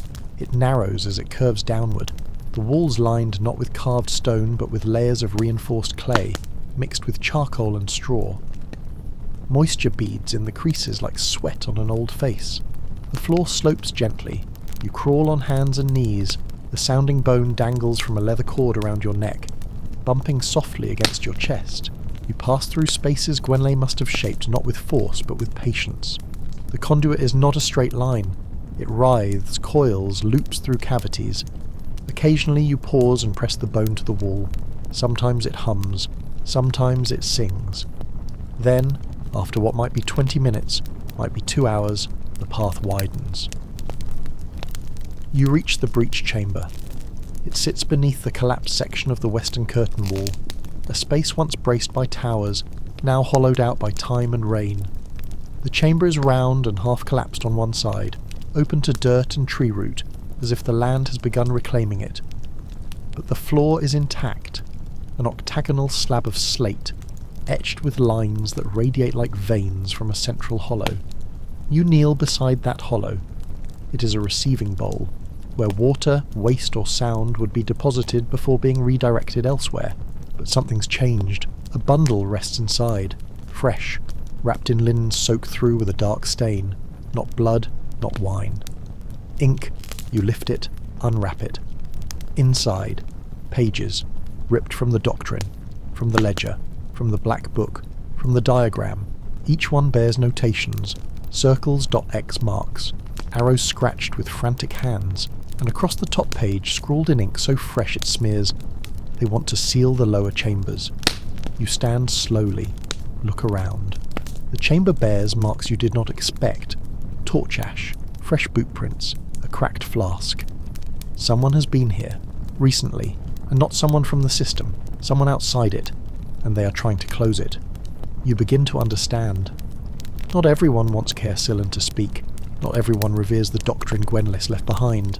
There is a war underway, not loud, not declared, a quiet war, one between those who wish to preserve the knowledge Gwenley buried in ducts and drains, and those who wish to wall it up brick by brick and call it decay. You wrap the bundle again and place it into your cloak. The bone hums harder now, louder, as if it senses nearness to pain. The conduit path ends at a side hatch below the old rookery. You climb out. The sky is grey. The castle still slumbers above, but below in the breathing walls, the spiral shafts, the warmth of cloth. Something has been disturbed, and you're no longer the only one listening. You emerge beneath the rookery just as the first bell rings for the day's bread. 6 slow strikes, hollow with morning damp. The air is thick with the scent of yeast and soot, a wholesome smell that briefly blinds you to the knowledge you carry folded against your ribs. You steady your breath beneath the cloister arch, but the sounding bone taps your chest like a heartbeat out of rhythm. You feel it before you understand it. Something is wrong. The castle has a blockage. You press the bone to the stone column beside you, just beneath a carved grotesque that dribbles water when it rains. This morning, it is dry. You hear it at once. The hum has changed. It's uneven, flat, a dead note. The conduit is being closed. You slip along the back corridors like a shadow, past the candle bins beneath the steward's hallway, down into the workshop vaults. The halls down here echo strangely, as if the air has thickened since you last passed through. You follow the diagram's updated path, not the original lines, but the new ones scratched in panic on the bundle you found in the breach chamber. 3 circles, 3 chutes, all marked with X. The first is near the bell tower's base, beneath a floor hatch where the Night Watch privy once emptied into the granary duct. You kneel, slide open the panel, and find bricks, fresh laid, pale grey mortar, still tacky, a wall where an opening used to be. You tap it gently. It gives a shallow, wet sound. They've begun. They are sealing Gwenleigh's system, not cleaning it, not repairing it, removing it. The second mark is behind the second guardrobe gallery, the one that empties out above the stables. You rush there next, past the tack room, past a groom half asleep in the straw, and find the chute already shuttered. This one's been plugged not with stone, but with cloth. Bundles of rushes stuffed and soaked in pitch. You pull one out. It stinks of tar and linen. You reach in deeper, feel heat. They've lit a slow burn in the shaft. To purge it, you stagger back and nearly retch. Not from the smell, from the desecration. This isn't maintenance, it's erasure. Someone is trying to cauterize the castle's memory. You retreat, shaking, and return to your chamber through a side stair no longer on any active map. The castle groans beneath your boots. It knows. It feels it. You light no lamp. You sit on the floor. You unroll the diagram again and spread it beside the bundle. The notes, the X marks, form a pattern now. They're sealing off the highest pressure points first, the chutes that resonate loudest, the warmest shafts, the most human ones, and at the centre of them all, circled over and over in angry ink, the whisper shaft, where you first heard the voice in the dark, where Gwenleigh's herself once listened to the chapel prayers from beneath the stone. They intend to destroy it. There's no time for subtlety. You stand, grab the sounding bone and begin moving. Back through the gallery, up the east stair, past the cracked window that overlooks the old yew tree, now black with rot. You reach the tapestry that conceals the hidden entrance, tear it aside and descend through the shaft. The hum is gone. No echo. Just a choke. And a smell. Smoke. Mortar. Damp lime. They've bricked it from above. You lower yourself into the shaft anyway, boots scraping stone, shoulders wedged into the tight bend of the conduit.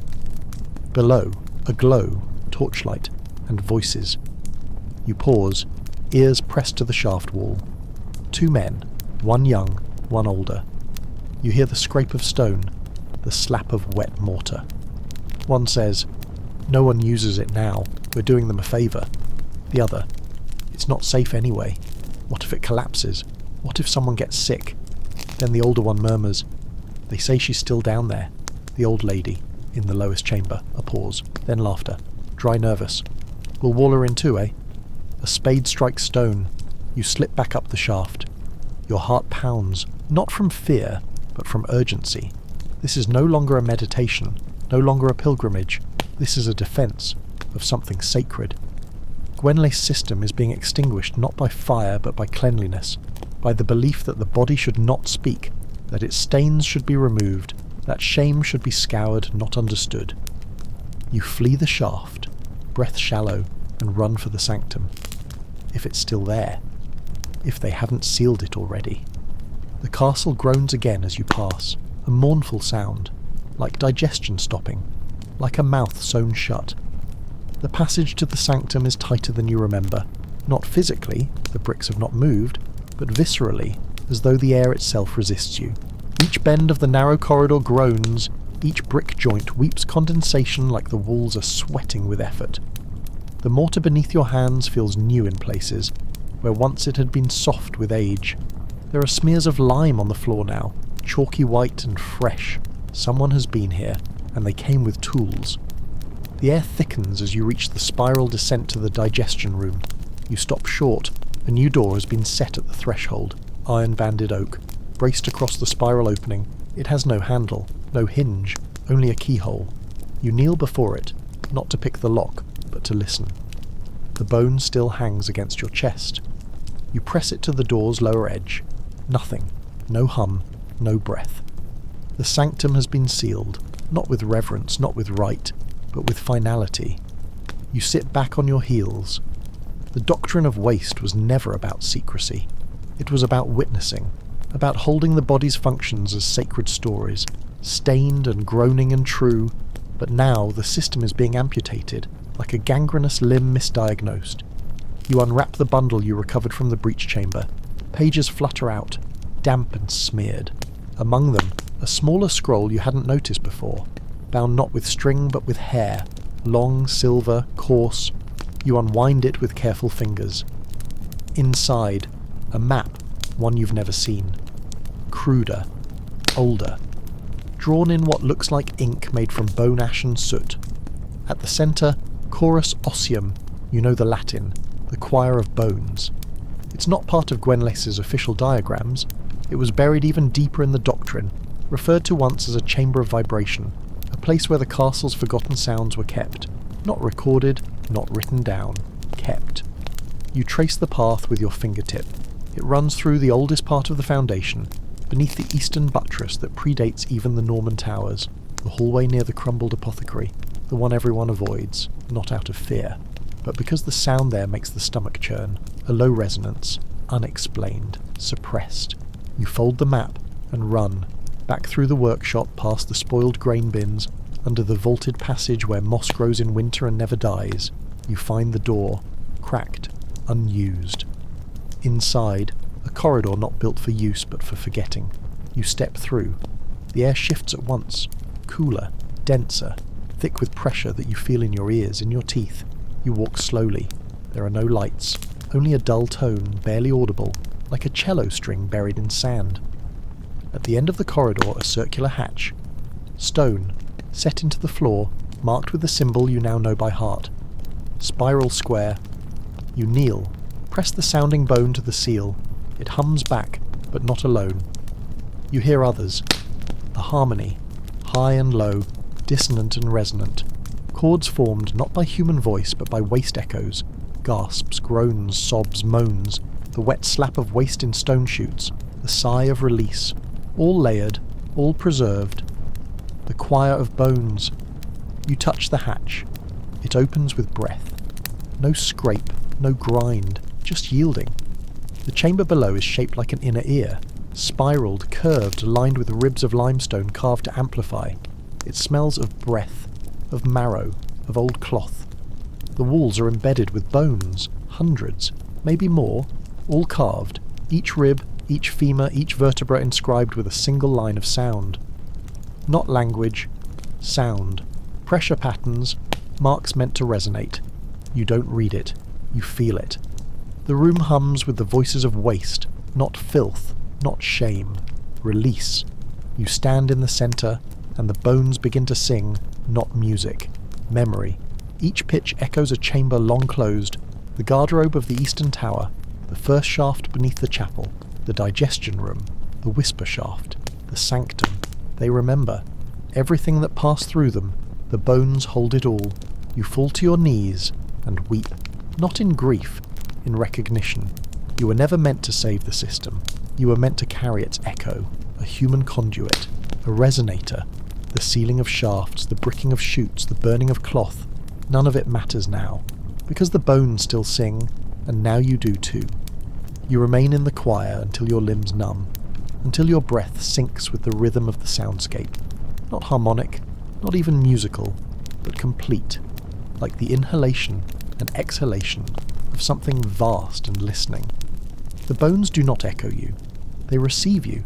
Each motion, each weight of your body on stone, each sigh, becomes part of the vibration.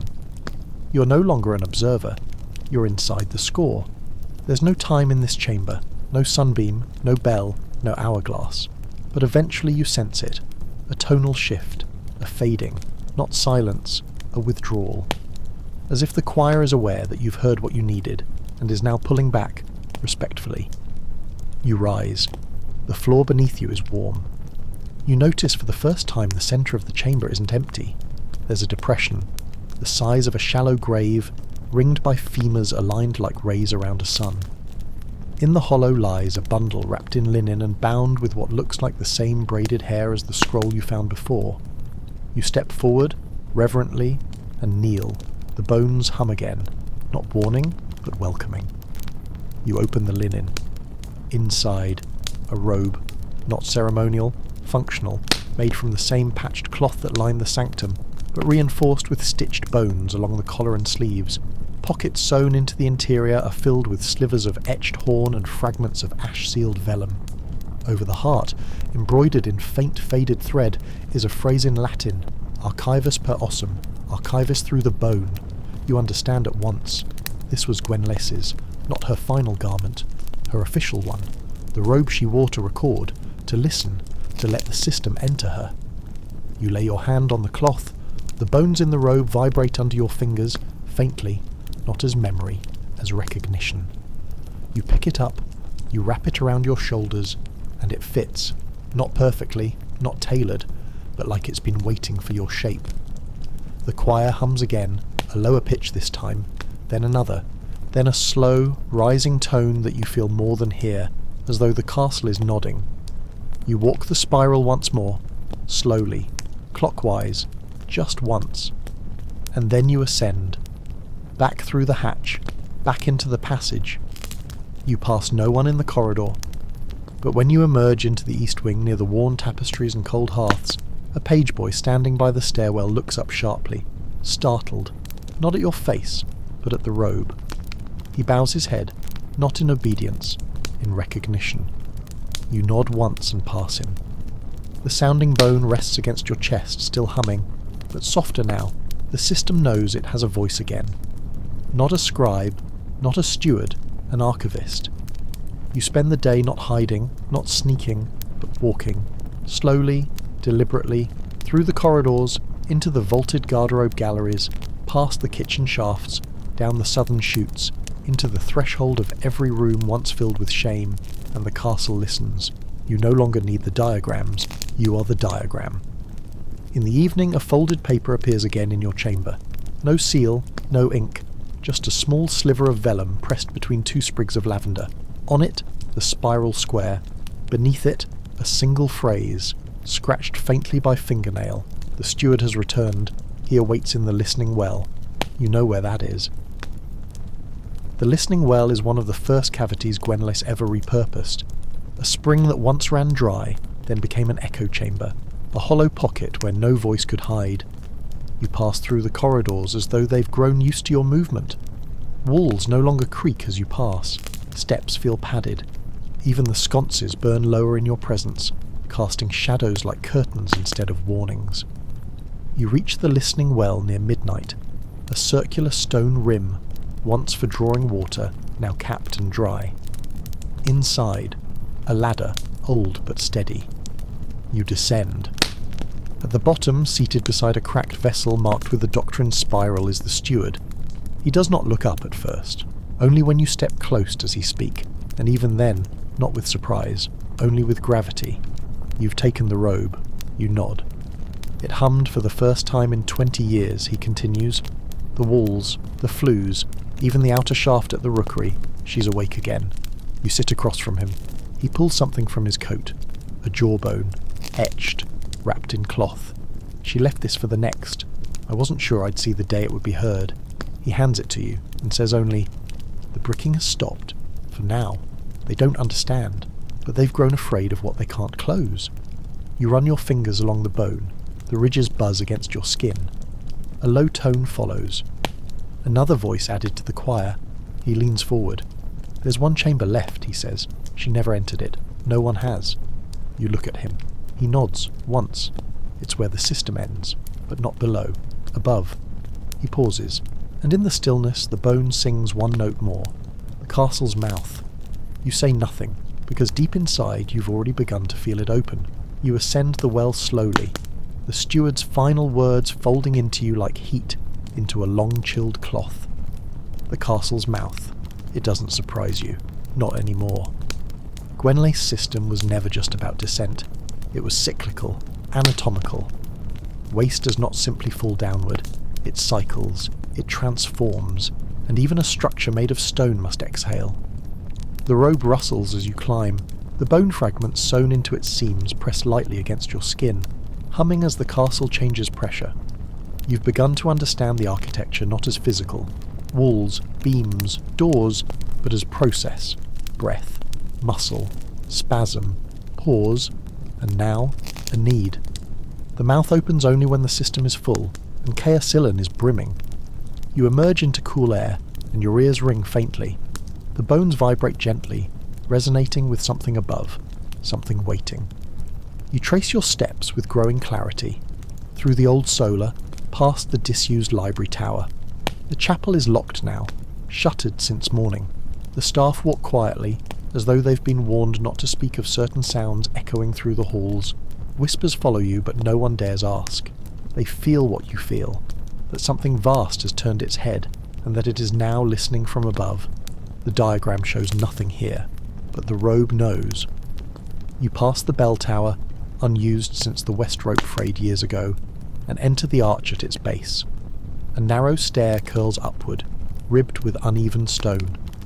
Dust lies thick on the steps, but there, 3 prints, small, fresh. A child, perhaps, or someone who didn't intend to leave a trace. You follow. Each step higher changes the hum of the bone against your chest. First, flat, then pulsing, then 2 alternating tones, as though the system is testing resonance, feeling the pitch of your arrival. At the top, a small wooden door, braced with 3 horizontal slats. The hinges creak when you press them, but the door gives slowly. Beyond, a room, octagonal, crowned with a vaulted ceiling, reinforced with ribs shaped like a jawbone opened wide. Slits in the upper stone allow daylight to pour in not as beams, but as breath. You feel it, the movement of air drawn slowly in and exhaled again. You understand at once. This is no lookout. This is the castle's mouth. The chamber sits hollow, almost plain, but in its centre is a raised platform of stone, shaped like the tongue of a bell, suspended just above a vented hollow. The floor around it is carved with grooves, filigreed channels that trace upward toward the walls and vanish into ducts. They are ducts you've heard before. The hums from the guardrobes, the moans from the sanctum, the gurgle of the digestion room. Every one of them leads here. You step onto the tongue. The stone warms under your feet. The moment you stand still, the ducts awaken. A chorus, not like the choir of bones, more subtle, less constructed. This is the system in action, the true voice of the castle. It begins with a soft whistle, like wind through lips. Then, a low groan. Then a pulsing, a whispering echo, words half-formed, half-rotted. The traces of those who have passed through the ducts, preserved not in content but in cadence. A girl crying softly in a guardrobe, a knight vomiting after a feast, a cook muttering prayers while scrubbing blood from stone. Gwenleigh weeping, once, then not again, and layered over it all, the simple rhythm of relief, the sound of the human body releasing itself, not mocked, not hidden, accepted, honoured. You stand in the centre of the mouth, robe billowing faintly in the vented breath, and you understand the final mechanism. The mouth is not here to speak. It is here to release what the body of the castle cannot hold forever. Not filth, memory. Every duct, every pipe, every stained cloth and bone-laced robe was only ever a preparation, an ingestion, a digestion, a housing of truth too raw for the upper halls. And now that you're here, robed, silent, listening, It's time for the final function to complete. You open the scroll hidden in the robe's left seam, written in Gwenley's final hand. The last act is not to build, it is to let go. You kneel, and you exhale. Not breath, not words, everything. Everything you've held. The shame, the silence, the rooms you crawled through, the sounds you memorized, the vibrations that broke your voice, the echo of someone else's sob caught in stone. You let it all pass through your ribs, into the ducts, into the mouth, and the castle sighs, the bones quiet, the robe stills, the mouth is closed again, but it remembers what you gave it, and it will carry your echo now too. You descend from the mouth in silence, not by ritual or duty, not out of reverence, but because there is nothing left to say. The sound the castle made, its long, cavernous sigh, still lingers behind your ears, like a fading warmth in a stone wall after sunset. You're no longer humming. The bone against your chest is still. The robe no longer clings with static. The ducts have stilled. But stillness, in Caer Sillon, does not mean completion. It means absorption. You pass through the corridors with a different weight now, not as a visitor or listener, not even as archivist. The castle has breathed you in. What was once architecture now feels like atmosphere. You do not walk from place to place. You're carried. You return to your chamber to find that it is no longer yours. The bedding is gone, the hearth cold, the rushes stripped. On the cot, a bowl of water, a towel, and a small jar sealed in pitch. No note, no name, but the spiral square has been etched into the pitch lid with a fingernail. You unstopper the jar. Inside, thick black paste. You touch it. Warm. Charcoal. Vinegar. Beeswax and something sour. Fermented. When you smear it across your fingers, your skin tingles. You understand. This is Gwenlys's seep. Her formula for drawing the body's final stories to the surface. Not for illness. For truth. You sit. Begin with your wrists. You smear the seep where your pulse speaks loudest. It begins to hum again. Not like the bone, but deeper, a personal frequency. You cover your temples, the hollow of your neck, the scar on your ankle. The robe soaks the scent. The stone beneath your feet dampens in reply. The castle accepts it. Then, beneath the table, you find what you weren't expecting. Another scroll, not vellum, not paper, cloth, stained, frayed at the edges, folded once, then twice, and sealed with wax that's now crumbling with age. You unfold it carefully. A map, cruder than any before, less of a floor plan, more of an organogram. A diagram not of rooms, but relationships. The spiral is there, so are the ducts, but what strikes you is the heart of the drawing, a symbol not seen before, a rounded square. No spiral, just a thick mark like a thumbprint, and beside it, one phrase, written in Gwenley's faintest hand. 5th chamber. You think back. There were always 4. The whisper shaft, the digestion room, the sanctum, the release chamber, each a stage, each a body part. But what is the 5th? You feel it before you know it. Not beneath, not above, beside. You turn your head. There's a wall in your chamber, always cold, always faintly wet where the hearth's heat never reached. A corner built out with no structural purpose. A wall that should be part of the main corridor but sits oddly thick. You rise. You press your palm flat. It shivers. The robe tightens. You press the sounding bone to the plaster. No hum, only a breath. Drawn inward, you kneel. Press your ear and hear.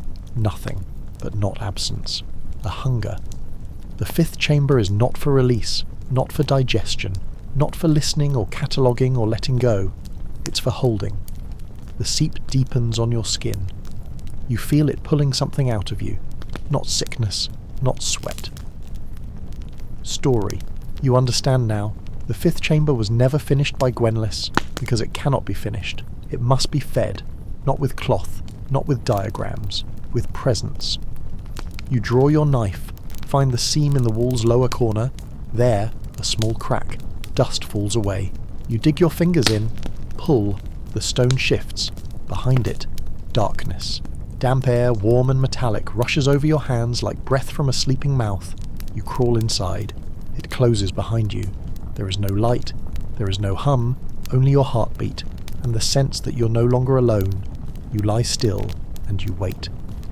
Because in the fifth chamber, it is not you who listens, it is you who is heard. The darkness of the fifth chamber is so complete, it feels more like substance than absence, less a lack of light, more a weight that coats the skin, clings to your eyelids, nestles in the corners of your teeth. You lie flat, arms at your sides, as the chamber settles around you. The air is thick but not fetid. It's warm, slightly damp, and it moves, not in gusts, not with wind, but in slow, convective pulses, like the rise and fall of the lungs. You realise, after a time, that you're not lying on stone, not on earth either. The floor has yield, spongy, slightly uneven, flesh. You shift slightly, run your fingers across the surface.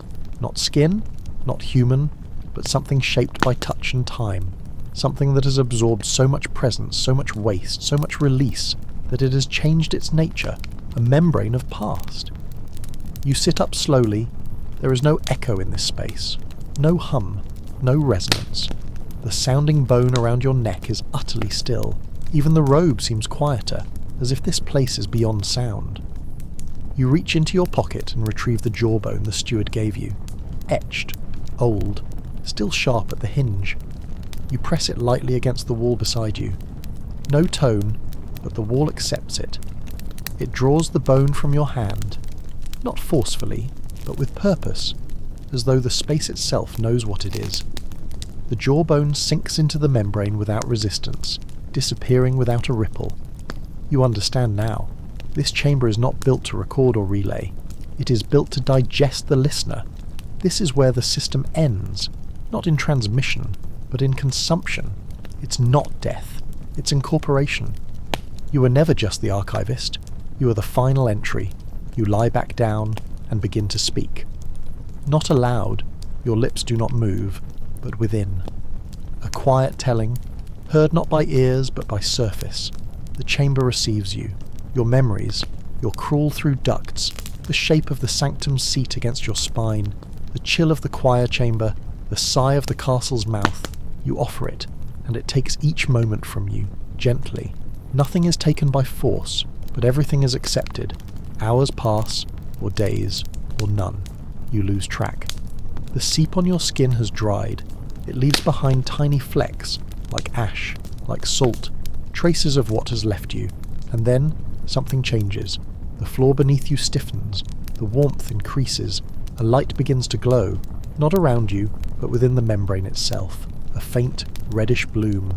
Vein-like. You sit up. The wall opposite you pulses, and then, impossibly, it opens. Not as a door, but as an invagination. Like the parting of muscle, like the relaxing of something that has clenched for too long. You crawl through. The air beyond is cooler, drier. You find yourself in a narrow passage that slopes upward, slowly, in a wide spiral. Your hands trail the walls as you walk, rough now, brick again. The flesh is gone. You're in architecture again. The human parts of the castle. But you are different. You feel it in the soles of your feet. The chamber did not destroy you. It did not erase. It held you, consumed you, and now it carries you inside itself. You are part of the waste. You are part of the doctrine. You are Gwenleigh's final design, not a keeper, a component. At the top of the spiral, a hatch, unsealed. You push it open. You emerge in a hallway you've never seen. Plain, tidy, warmed by morning light. Servants bustle nearby. They glance at you, startled, but say nothing. One bows slightly without knowing why. You pass them, walk through the long gallery and realise no one sees you as strange, because the robe fits you perfectly now. You pass a guardrobe alcove. A maid stands within, scrubbing stone. She stops, looks up, and instead of flinching, she nods, then says quietly, "It's better, isn't it, when someone knows?" You stop and nod, because yes, it is. You walk the gallery as if for the first time, though your feet know the lines of each worn stone, each slight depression made by decades of passing heels. But something has shifted, not in the floor, not in the castle, but in how the space receives you. The walls feel thinner now, like skin flushed after a fever, like the castle has begun showing you its veins. You pass a series of tapestries you've never truly seen before. They're decorative, mostly ignored by the household, scenes of hunting parties, embroidered banners, a red stag with gold antlers, but behind the second one, where the fabric lifts slightly at the hem, you see it. A mark, faint, a splash of dark brown, nearly invisible unless caught in the right morning light. You kneel, pull the tapestry gently aside. It's not one stain, it's dozens. A patchwork of blotches, smears, faded handprints, some almost ghostly, shadows in fabric that time never erased. Most would see filth, signs of neglect. You see something else. Record. You run your hand over the woven surface. The bone at your chest stirs faintly, almost like it recognises the shape of these touches. This tapestry was part of the old system. Before Gwenlace etched her doctrine into stone and duct, there were cloth archives. You remember now. An early entry from the Sanctum's register spoke of a wall drape that bore the grief of 200 mouths. This must be one, not preserved, forgotten. You pull the entire tapestry down carefully. Behind it, carved into the plaster wall, is another spiral square. Faint, barely visible, almost lost beneath a thin wash of paint. The edges have been brushed over, a crude attempt to seal the system's breath, and beneath the symbol, 3 words: Nos sumus sordes. We are the stains. Not, we carry them. Not, we survive them. We are them. You sit for a moment, tapestry crumpled beside you, your hand on the phrase, and you feel it. The wall is not just stained with memory, it is listening. You press your palm against the plaster, and a pulse trembles upward into your wrist. It travels up your arm, your collarbone, through your jaw, and you remember something that isn't yours.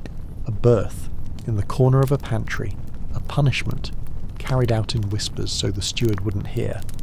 A girl pressing her face to the wall as she relieved herself, sobbing as quietly as she could. None of these things were recorded, but they were retained. You take the tapestry, roll it carefully, and sling it over your shoulder. It's heavy, not with weight, but with attention. The fabric still holds heat, like it remembers being touched. You know now what must come next. Not dissent. Not listening. Gathering. The doctrine was not just a philosophy, it was a method. Gwenlay didn't intend for the castle's memory to stay hidden beneath stone and sealed ducts. The system was meant to cycle, to rise, to find those who could carry it further. You're not its final voice, you're its translator. You begin walking, room by room, duct by duct. You return to the bricked-in shafts, not to unseal them, but to mark them.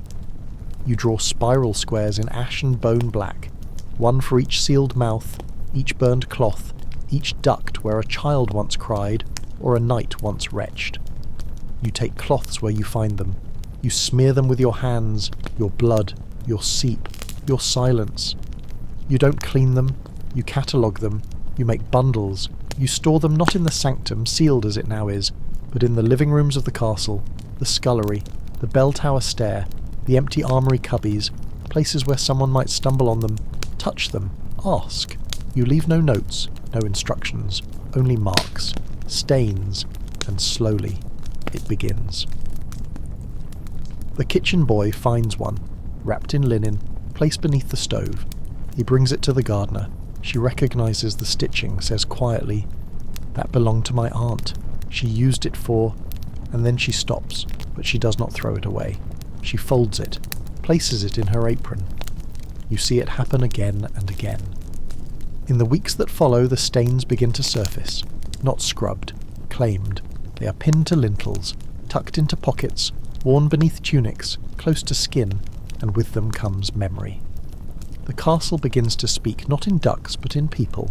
Whispers rise like steam from the rushes, not secrets, echoes. The steward sees you one morning standing in the cloister garden, robes streaked with soot and paste, arms bare and stained. He approaches, takes your hand, and presses into it a bundle of yellowing paper. "These were found in the chapel wall," he says. "We thought they were rot." You know they're not. You nod once, and return to work. Because the doctrine is no longer buried, it is seeping, and it's only just begun. The day begins not with bells, but with a shudder, not violent, not urgent, just enough for your teeth to catch against each other when you wake, the castle shifting, settling, or perhaps, not stone at all, but the system beneath it breathing differently now that the fifth chamber has been fed. You sit up slowly. Your robes cling faintly to your body, no longer heavy with ritual, but warm from wear. They've begun to feel more like skin than cloth. You roll your shoulders and feel the movement echo faintly in the bones sewn into the seams. Today is not a descent. It is not a hunt, nor a listening. Today, the doctrine walks. You step into the corridor, and without thought or ceremony you begin to move. There is no destination, only presence. Your feet carry you past the kitchens, where the baker looks up from his flour-dusted board and says nothing, but nods. A bundle hangs from the rafter above his head. Linen stained, pressed with a spiral square in soot, a mark of inclusion, not instruction. In the corridor beyond the pantry, two maids kneel near a crack in the stone floor, prying at it with an old spoon and a butter knife. You stop, one says, not looking up. There's cloth down there. We smelled vinegar and sage. You say nothing. You kneel beside them, reach in. Your fingers close on damp linen. You pull. The cloth is old, half rotted, but still whole enough to read its stain. A ring near one corner, a pale burn across the fold. Somewhere in it is a story about medicine and blood, about secrecy and hope. One of the maids weeps softly. You wrap the cloth, press it into her hands, and you move on. By midday, others are walking too. Not followers, bearers.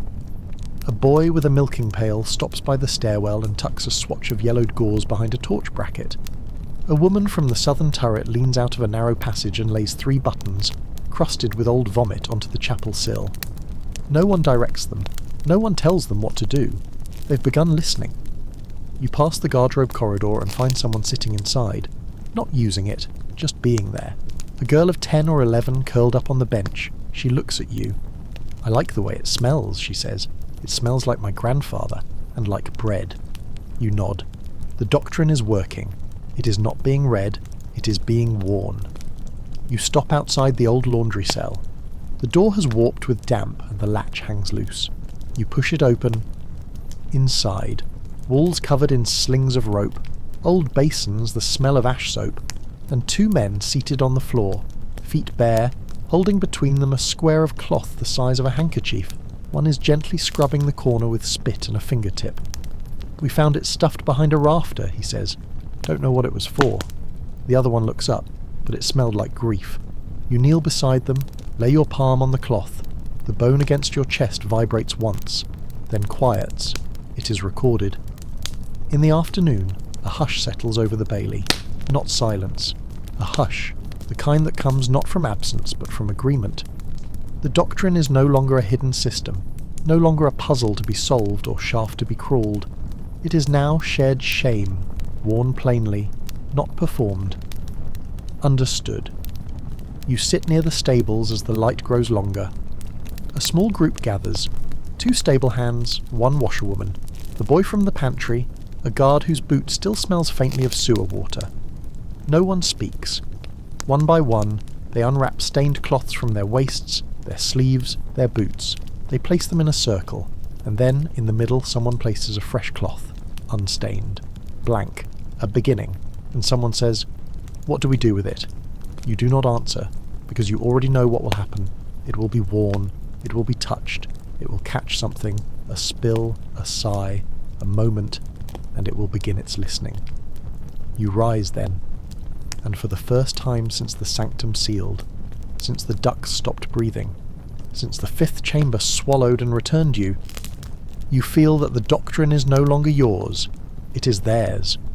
You are not the final archivist, you are only the threshold. The system has been metabolized, the waste is walking, the stains are gathering each other, and the castle is at peace. By dawn the stains are blooming, not like rot, not decay, more like bruises across fabric. Faint traces pressed into the cloth of aprons, towel ends, tunics' inner seams, not hidden, just present, not loud, not dramatic, a slow retexturing of everything the castle wears. In the south corridor, where once the ducts moaned and whispered, someone has hung a strip of linen across the width of the hall, not nailed, not stretched, just draped, like a banner, stained only faintly in its centre. As you pass beneath it, you catch the scent of piss, wax, and rosemary, confession, cleansing, and waiting. You do not need to read it. You recognise it. The castle does too. The very walls seem to soften now. Their hardness doesn't diminish, but it yields, not structurally, not dangerously, emotionally. You pass your hand along the stone and feel not cold, but memory. Traces of bodies having leaned, braced, wept here. What was once burden now feels shared. There is a word you begin to hear in murmurs, pellicula. You hear it first in the under kitchen, whispered over a pot of reduced vinegar. Later, from a page reciting it silently while polishing a shoe. Finally, scrawled in faint chalk behind a doorframe in the south annex, alongside a single image, a square with a ripple, a cloth, a chamber, you kneel and trace the word pellicula, Latin.skin, or more precisely, a thin layer over the body, something between exposure and protection, a film, a membrane. The doctrine is not just cloth or conduit anymore. It has become a pellicula, a second skin drawn across the surface of Caersillan, not to hide, but to express. The same way skin flushes, scars, reacts. The castle is responding. You return to the 5th level, the older quarters no longer used for sleeping. Here, the bricks were blackened in a fire long ago and the walls remained soot-streaked, never restored. Now streaks of linen have been laid across the char, each one stitched with faint brown thread like veins. On them, not words, not symbols, textures. Some are rough with grit, some smoothed by rubbing, others stained with dried soap, blood, egg yolk or honey.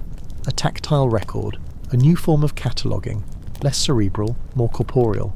You realise what's happening? Gwenlay built the system to speak through ducts, cloth, resonance, echoes, but these people, they are building a different doctrine, not in rejection of hers, but as skin over her bones. They are not archivists, they are touchers, feelers, reactors, and the castle is responding. Outside the stable you find a boy lying on his back with his shirt lifted. The woman kneels beside him, brushing a piece of soot-blackened gauze across his bare stomach. "What are you doing?" someone asks. She replies, "He's remembering." Not with voice, with gooseflesh. Every stain he's ever known, his own or not, his body reacts to them now. The cloth is an index, the skin, a page. You leave them, not disturbed, but in awe. What you once thought was sacred for its secrecy was never meant to remain sealed. What Gwenlay laid down was never meant to be preserved untouched. It was meant to be reworn. Every stain carried forward not as guilt, not even as witness, but as interface, as contact. Later that day, a procession begins, not announced, no bells, no banners. People simply begin walking, not together, not apart, all bearing cloth, tied to arms, to backs, to heads. You join them.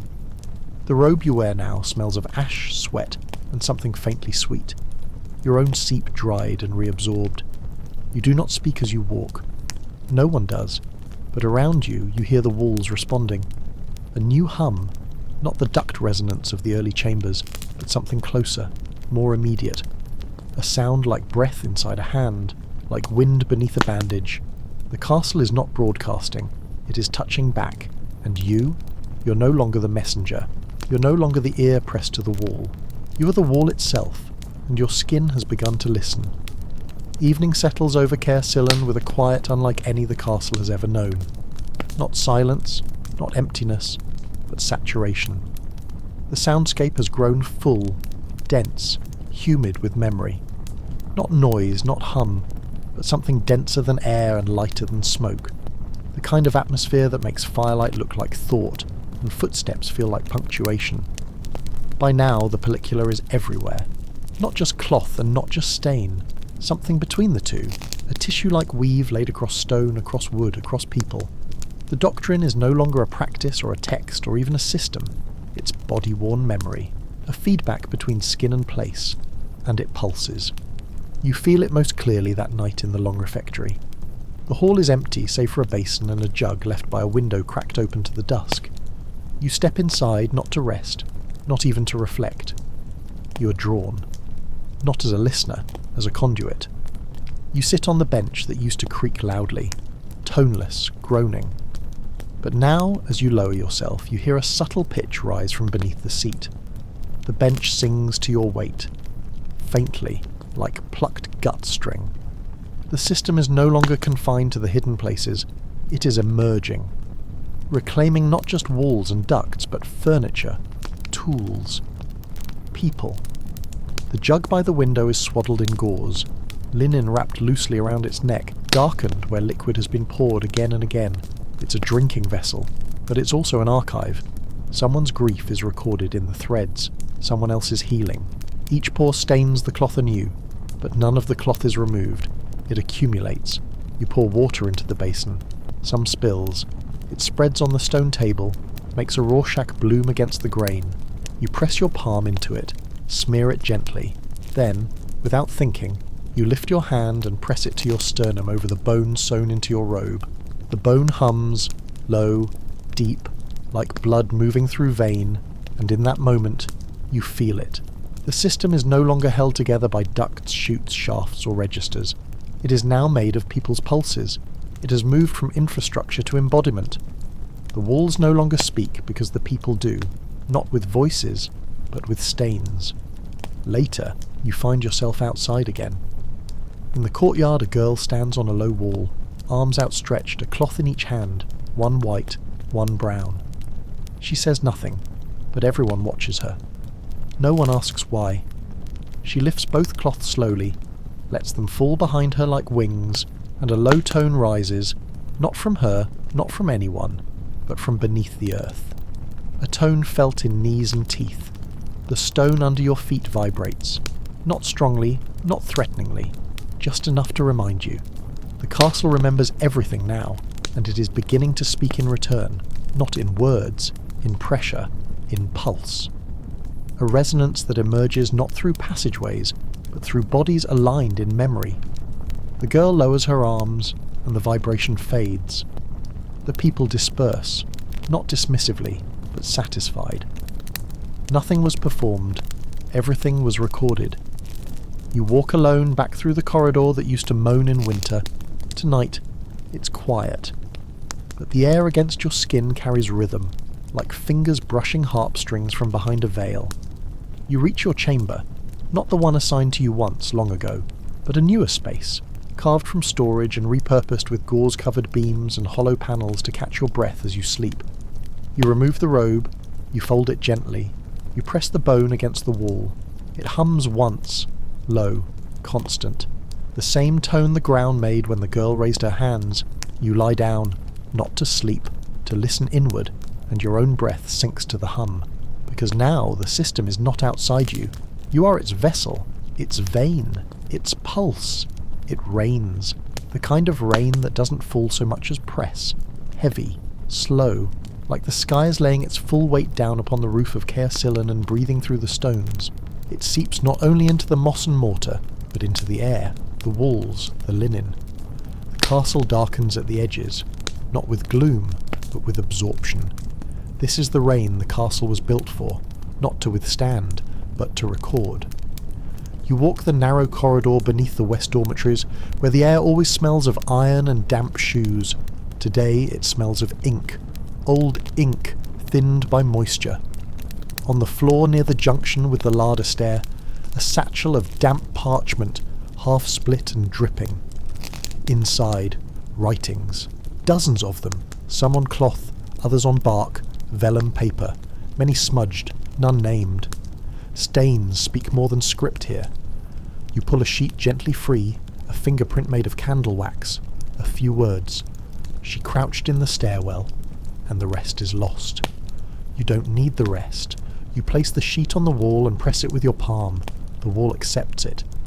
Not physically, not like the fifth chamber, but tonally. The sound of the corridor shifts, softens, as if the architecture is padding itself around the memory.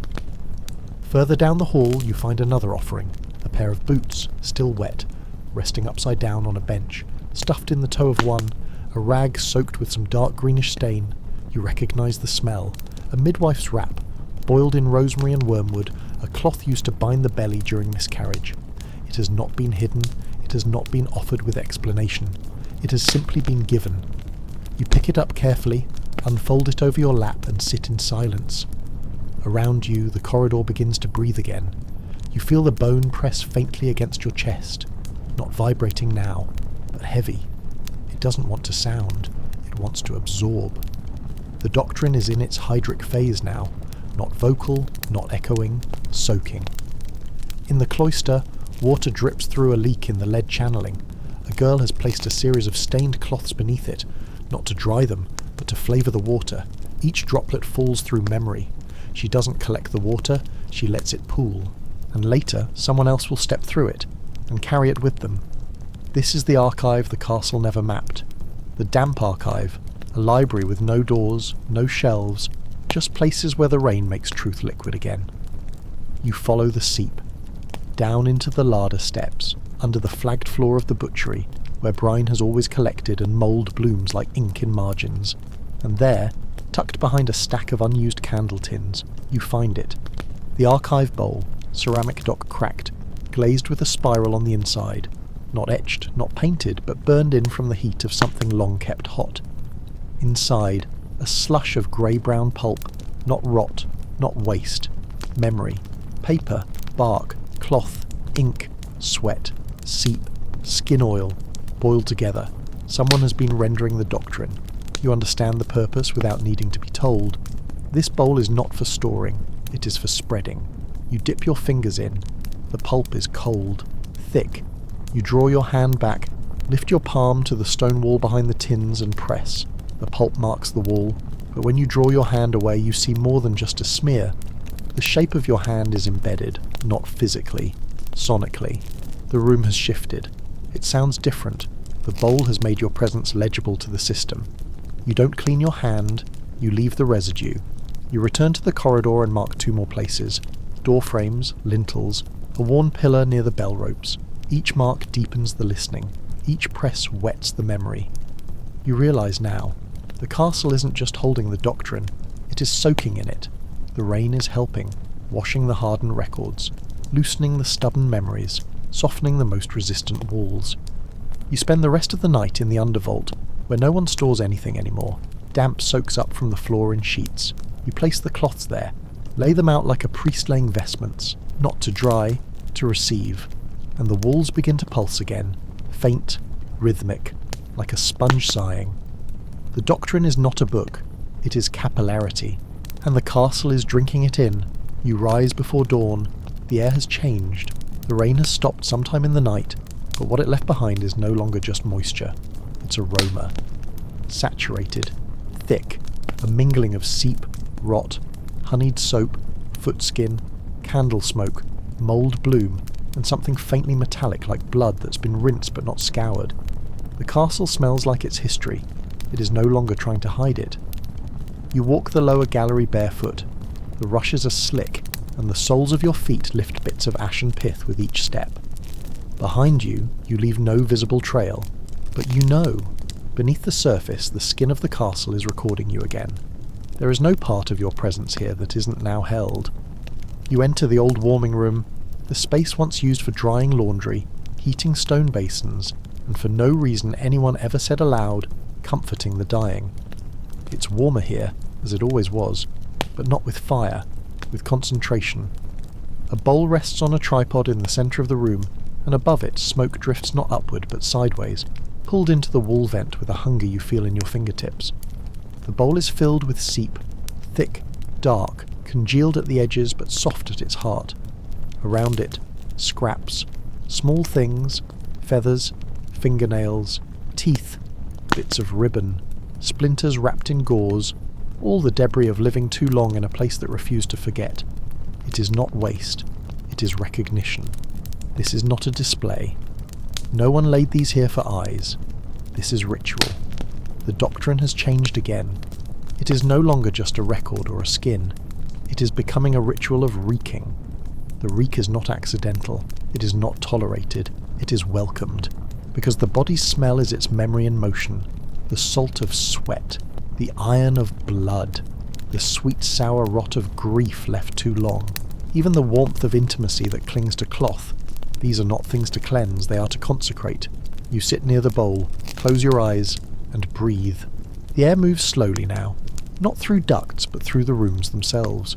The reek has paths. It drifts down old corridors, curls around the hems of curtains, pools at the base of guardrobes and under benches. You can feel it being read by the castle. You remember a passage Gwenlay wrote, long buried in the deeper fragments of the Sanctum scrolls, but now echoing in you like something carved behind your ribs. The breath of a place is made from the bodies that endured it. This is what's happening now. The castle's breath has returned, because its bodies have begun to speak. Later, you pass the southern corridor where the steward once blocked off the shaft, the old vertical duct that led from the rookery to the lowest chute. It was sealed with stone and tar made to forget its own shape, but now the tar is melting, not fast, not theatrically, but enough that you smell it. Bitumen, soft and sticky, giving way to the first trace of airflow behind it, a hint of decay, a whisper of air held for too long. You press your face near the seam. The reek inside is immense, but it does not repel you. It welcomes you home. You understand. The doctrine is not about the shame of filth, it is about the right to release. And now the castle itself is releasing too. Every sealed shaft is beginning to sweat. Not flood. Exhale. You mark the passage, not with chalk, with your own stain. A cloth pressed against your armpit, warm and sour. You hang it on a nail and keep walking. The next place you find is unmarked, but familiar. The servants' corridor near the second kitchen hearth, the one where the voices always bounce strangely. You enter, and find someone already there. The girl from the courtyard, the one who raised her arms. She's sitting cross-legged on the floor, holding a folded square of cloth soaked in something brown and sticky. She looks up. "It smells like my sister," she says, "like when she was ill." You sit beside her. Neither of you speaks again. The room begins to warm, and the reek wraps itself around you both, not as punishment, not as presence, but as communion. You stay there long into the evening, breathing, letting the memory move, letting the castle reek. By now, nothing smells clean. Not truly. The linen has taken on a permanent sourness. The wooden beams, warmed by years of breath and rot, exhale their age. Even the castle's water, once sharp with iron and slate, tastes vaguely of cloth, as though it's passed through too many stories to be neutral. But no one complains. Cleanliness, after all, is a language the doctrine no longer speaks. You begin the day in the outer granary. Once used to store barley and spoiled sacks of split grain, it has become something else, something rich. The floor, once dry and swept, is now moist, a thick mulching bed of cloth and paste and ash. No longer waste, compost. It began quietly. Someone spilled seep here one night and covered it with rushes. Another laid stained gauze on top. Then came wood shavings, pith, bodily rags wrapped in old scarves, a handful of soot-laced prayer cloths from the chapel corner. Layer by layer, the pile grew. It's warm now, radiating, steaming gently in the cold morning, the compost of memory. You kneel beside it, instinctively, the way others kneel at graves or thresholds. You reach into your robe and pull out a piece of cloth that has been folded in your sleeve for days, a remnant of your first crawl into the ductwork, still holding the scent of soot and rusted iron, your own fear, a streak of your blood. You place it on the pile and wait. The compost accepts it, not with noise, not with movement, but with softening. The cloth sinks slightly. A trace of warmth licks your fingers. You are not the only one. By noon, others arrive. They do not speak. They bring cloth, wood, bits of wool, dried urine-soaked pads, cotton handkerchiefs laced with oil of rosemary and bile. Some bring things older, cracked combs, waxy earplugs from the choir chamber, bits of shoe leather that remember the pressure of pacing feet. Each person kneels, places their offering, waits, and rises again. There is no sermon here, no guidance, only turning. The doctrine is composting, not destroying, transmuting. Waste is no longer stored or hidden.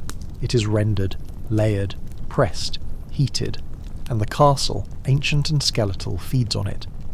You lean down once more, close enough that your cheek grazes the top layer. It smells thick, wet linen, scorched hair, vinegar, salt, something earthy like rot, but sweetened by repetition. You breathe deeply, and you remember. A child vomiting in a pan while her mother pressed her hand to the back of her neck. A knight cleaning his own chamber pot after a shameful night, refusing to ring for help. A servant placing her stained underclothes behind the bread oven, hoping the heat would dry them before anyone noticed. These aren't your memories, but the compost has absorbed them. This mulch is not garbage. It is sustenance.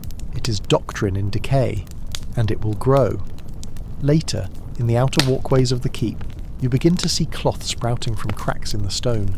Little corners, grey and brown and yellowed, peeking like moss. No one pulls them free. Everyone knows better now. The castle is growing its own tissues back. In the armoury, a squire dabs a wound with a scrap that smells like meat and sour milk. He doesn't flinch. He holds the cloth after, folds it, and tucks it behind a stone where light never reaches. Not discarded. Rooted. Every act of release now feeds the structure. You begin mapping the growth, not with chalk or diagrams, with your fingers. You press your hand to the stone beside each offering. You listen with your skin. Where the wall is warm, the memory is fresh. Where it's cold, something older is digesting. Where it pulses, a new layering is forming beneath. You're no longer an archivist. You are compost keeper, the keeper of fermentation. By nightfall, the compost pile in the granary is nearly shoulder high. A small flag of red cloth has been pressed into its top like a banner, not for claim, but for awareness. The smell wafts through the outer corridor now. It is no longer disturbing.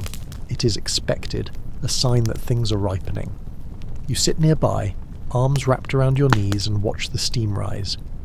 Inside it, the system breathes. Not like a body, not like a building, but like a garden fed by grief, piss, and shame.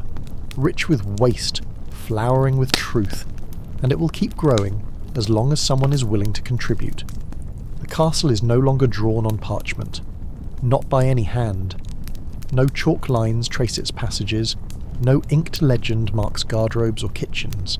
The diagrams Gwenlay etched so carefully, so precisely, have all faded, worn thin by humidity, time, and fingers retracing until the vellum frayed, but you still know your way, not by sight, by feeling, because now the castle exists beneath your skin. The map has been absorbed. It began quietly.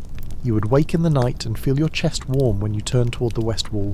Your shoulder would pulse when a person passed above. Sometimes your bones would ache faintly just before someone touched a stained cloth in the corridor 2 floors below. It is not supernatural. It is contact memory. The doctrine has been handled so thoroughly, pressed, worn, breathed, steeped into skin and cloth, that it has rewritten the body's inner language. You wake one morning and instinctively trace a line from your wrist to your elbow. You feel the passage from the compost of memory to the 5th chamber's sealed vent. You mark it with a soot line. It tingles. Elsewhere, you see others doing the same. A stable hand lifts her tunic and shows a line drawn with stale seep across her belly. This one leads to the old confession shaft. It's warm when someone pisses nearby. A boy no older than 8 has a spiral square inked into the crook of his arm. It itched when I lied, he says. The doctrine has moved in, and your bodies have become the scrolls. In the old scriptorium you find what remains of the vellum records. Curled, blistered, some half digested in the damp. The spiral symbols, once so proud, now ghost-faint. And over them, stained linens, dried, then peeled, then stretched like skins, pressed together, stitched with hair. You run your fingers across this new material, rough and uneven, but alive with scent and touch. It's not static. It remembers differently. One corner warms when the compost pile steams, another tightens in cold air, a middle strip puckers when someone sings in the choir stairwell. You understand now. The new maps are not geographic. They are somatic. They must be touched to be read. The scriptorium has become a kind of dermal atlas. Visitors come, not to look, but to lay their hands on the new membrane, this living, mutating tapestry of soaked cloth and bone thread. They close their eyes and feel the castle shifting under their palms. One woman weeps as she touches it. "This was my aunt's napkin," she whispers. "She used to wipe the mouths of dying nuns." Her hand doesn't leave the cloth, and the map ripples faintly beneath her. You spend the evening stitching, not with needle, with seep. You smear a trail from your collarbone to your navel. You feel the path of the western flue in your sternum. You feel the bricked chute behind the old chapel in the heat between your knees. Each mark pulses gently. The castle recognizes you. You're its page. You're its duct. You leave the scriptorium just after sunset, and someone hands you a strip of cloth. Fresh. Clean. No stain. "I haven't used it yet," she says, "but I will. Soon. Just wanted you to have it now." You nod. The cloth is light and full of potential. You press it to your lips, not to kiss it, to mark it with breath. Then you fold it, place it in your belt and keep walking. Every step now tugs against an invisible net, not resistance, resonance. The doctrine is underfoot, not buried, threaded. The old pipes, the sealed ducts, they no longer matter. The system isn't beneath the stone anymore. It's inside the people who remain, and they carry it, in breath, in bruise, in stain, in the trembling map beneath their skin. The castle breathes now, not with lungs or stone flues, but through the thread of each body that passes through its halls. You notice it first in the way people pause, not by command or ritual, but out of instinct, before crossing thresholds. Just a heartbeat's hesitation, a breath drawn a little deeper, a footstep slowed to let the skin of the space register presence. The walls don't echo, they answer. A woman enters the corridor outside the kitchens. She stops, exhales through her teeth, and the cloth wrapped around her wrist twitches. She doesn't look at it. She simply walks on. The reek follows her, not unpleasant, but clear. Bread, lemon balm, old milk. Her memory trail lingers in the air. No one chases it. No one scrubs it. You begin to sense pathways where no bricks mark passage, routes through the air, along cloth, beneath nails, invisible but unmistakably present. Not mapped on floor plans, not marked by Gwenlay in her scrolls. These are the thread lines, and they vibrate gently with every movement through space. At dawn, you walk the north stairwell. It always smelled faintly of coal dust and piss, but today it smells of wool. Wet wool. Someone has been crying here. You don't know who. You don't need to. The scent holds. It isn't just odour anymore, it's intention. A thread has been left for you. You follow it. Around the bend, into the lesser dormitory, empty since the new chamber pots were distributed, but now it is alive. A half-dozen figures sit cross-legged around a shallow pan of steaming water. Cloths float in it, tied, twisted, dark. The pan is set over a bowl of warm stones. The cloths move as if stirred by breath. You say nothing. One of them beckons. You sit. You dip your hand into the pan. The water is warmer than it should be. Slick with oil, herbs, something like blood but older. And then it happens. The cloth brushes your skin, and the breath leaves your chest. Not all of it. Just enough to remember something you never experienced. A man dying alone in a winter guardrobe, clutching his side. No one heard him, but someone found his cloth, and it recorded the shape of his last cough. You draw your hand out, shaking. No one speaks. They've all felt it. Not the same memory, but a memory. Each cloth in the water holds something. Not a vision, not a lesson, a thread. They tangle together in the warmth, and when touched, they carry you somewhere else. You dry your hand on your robe. The spot where the cloth touched your palm remains warm, faintly twitching with what it borrowed from the water, and you know, this is the next phase. Not compost, not skin, but thread. The doctrine has become connective. Every act of waste, release, spill or soaking is now woven into something larger, no longer retained in one person, or one cloth, or one chamber, but distributed. A girl stands, and you watch as her wrap unspools slightly from her waist. She tugs it, gently, and from somewhere far across the corridor you hear a soft clang. A pot, a cup, something responding. The thread runs through the walls, through bodies, through cloth. It is listening. Later in the scriptorium someone lays out a new kind of map. Not drawn, not painted, stitched. Dozens of lines of thread in different fabrics. some wool, some gut string, some soaked in seep, crossing over a stretched sheet of oiled cloth. No labels, just tension. You press your finger to one. The room stiffens. Everyone stops. The thread tightens. The room listens, then breathes again. The man beside you nods. "It's in us now," he says, not with awe, with certainty. You press another thread and feel the girl in the garderobe breathing across the hall. The doctrine is no longer an archive of loss. It is a net of presence, and every breath you take now is part of its weave. The night is unusually warm, a weightless, woolly warmth, the kind that makes the very stone of Caersil and exhale in long, quiet pulses. It creeps into the rushes, pools in the corners of garderobe stairs, folds into the seams of robes and hair. The castle is sweating not from heat, but from continuity. Too much connection, too much thread. You're awoken not by sound, but by tug. Your chest itches where the robe's bone thread has curled tight against your skin. Not alarm, not urgency, just a pressure, a summoning. You rise, barefoot, no lamp. The corridors don't require light now, not because you've memorized them, but because they've memorized you. The floors seem to flex with each step, not bowing, not groaning, recognizing. Tonight you're not led down to the compost, nor to the scriptorium, or the laundry ducts, or the breathing walls of the sanctum. You are pulled west. Past the archive kitchens, past the sealed ducts, and the soaked cloths blooming mildew in their silence, past what Gwenlay called the stable end of the system, and into the corridor where the mouths were meant to stay shut. The old mouths, the ones that never really closed. You arrive at the passage, long disused, once bricked and tarred. Now the stones weep faintly, one has cracked fully, and through the breach air trickles, not foul, not fresh, but dry. Hungry, the breath of a silence that has aged too long. You kneel. The mortar crumbles under your fingers. The cloth at your wrist tightens, not with pain, but expectation. You reach in and pull. The brick gives with the softness of a scab in a warm bath. Behind it, darkness. Yes, but not void. The shape of a shaft. Thin, vertical, bored directly through the old keepstone lined with blackened lead. Not for walking, not for scent, for speech. A voice shaft. You lean closer, and what comes is not a word, but a breath. Shallow, measured, waiting. And then, a voice. Yours. Not now, not recently. A voice from years ago, warped, strained, retained. Something you said once while descending into the lower garderobe, forgotten entirely.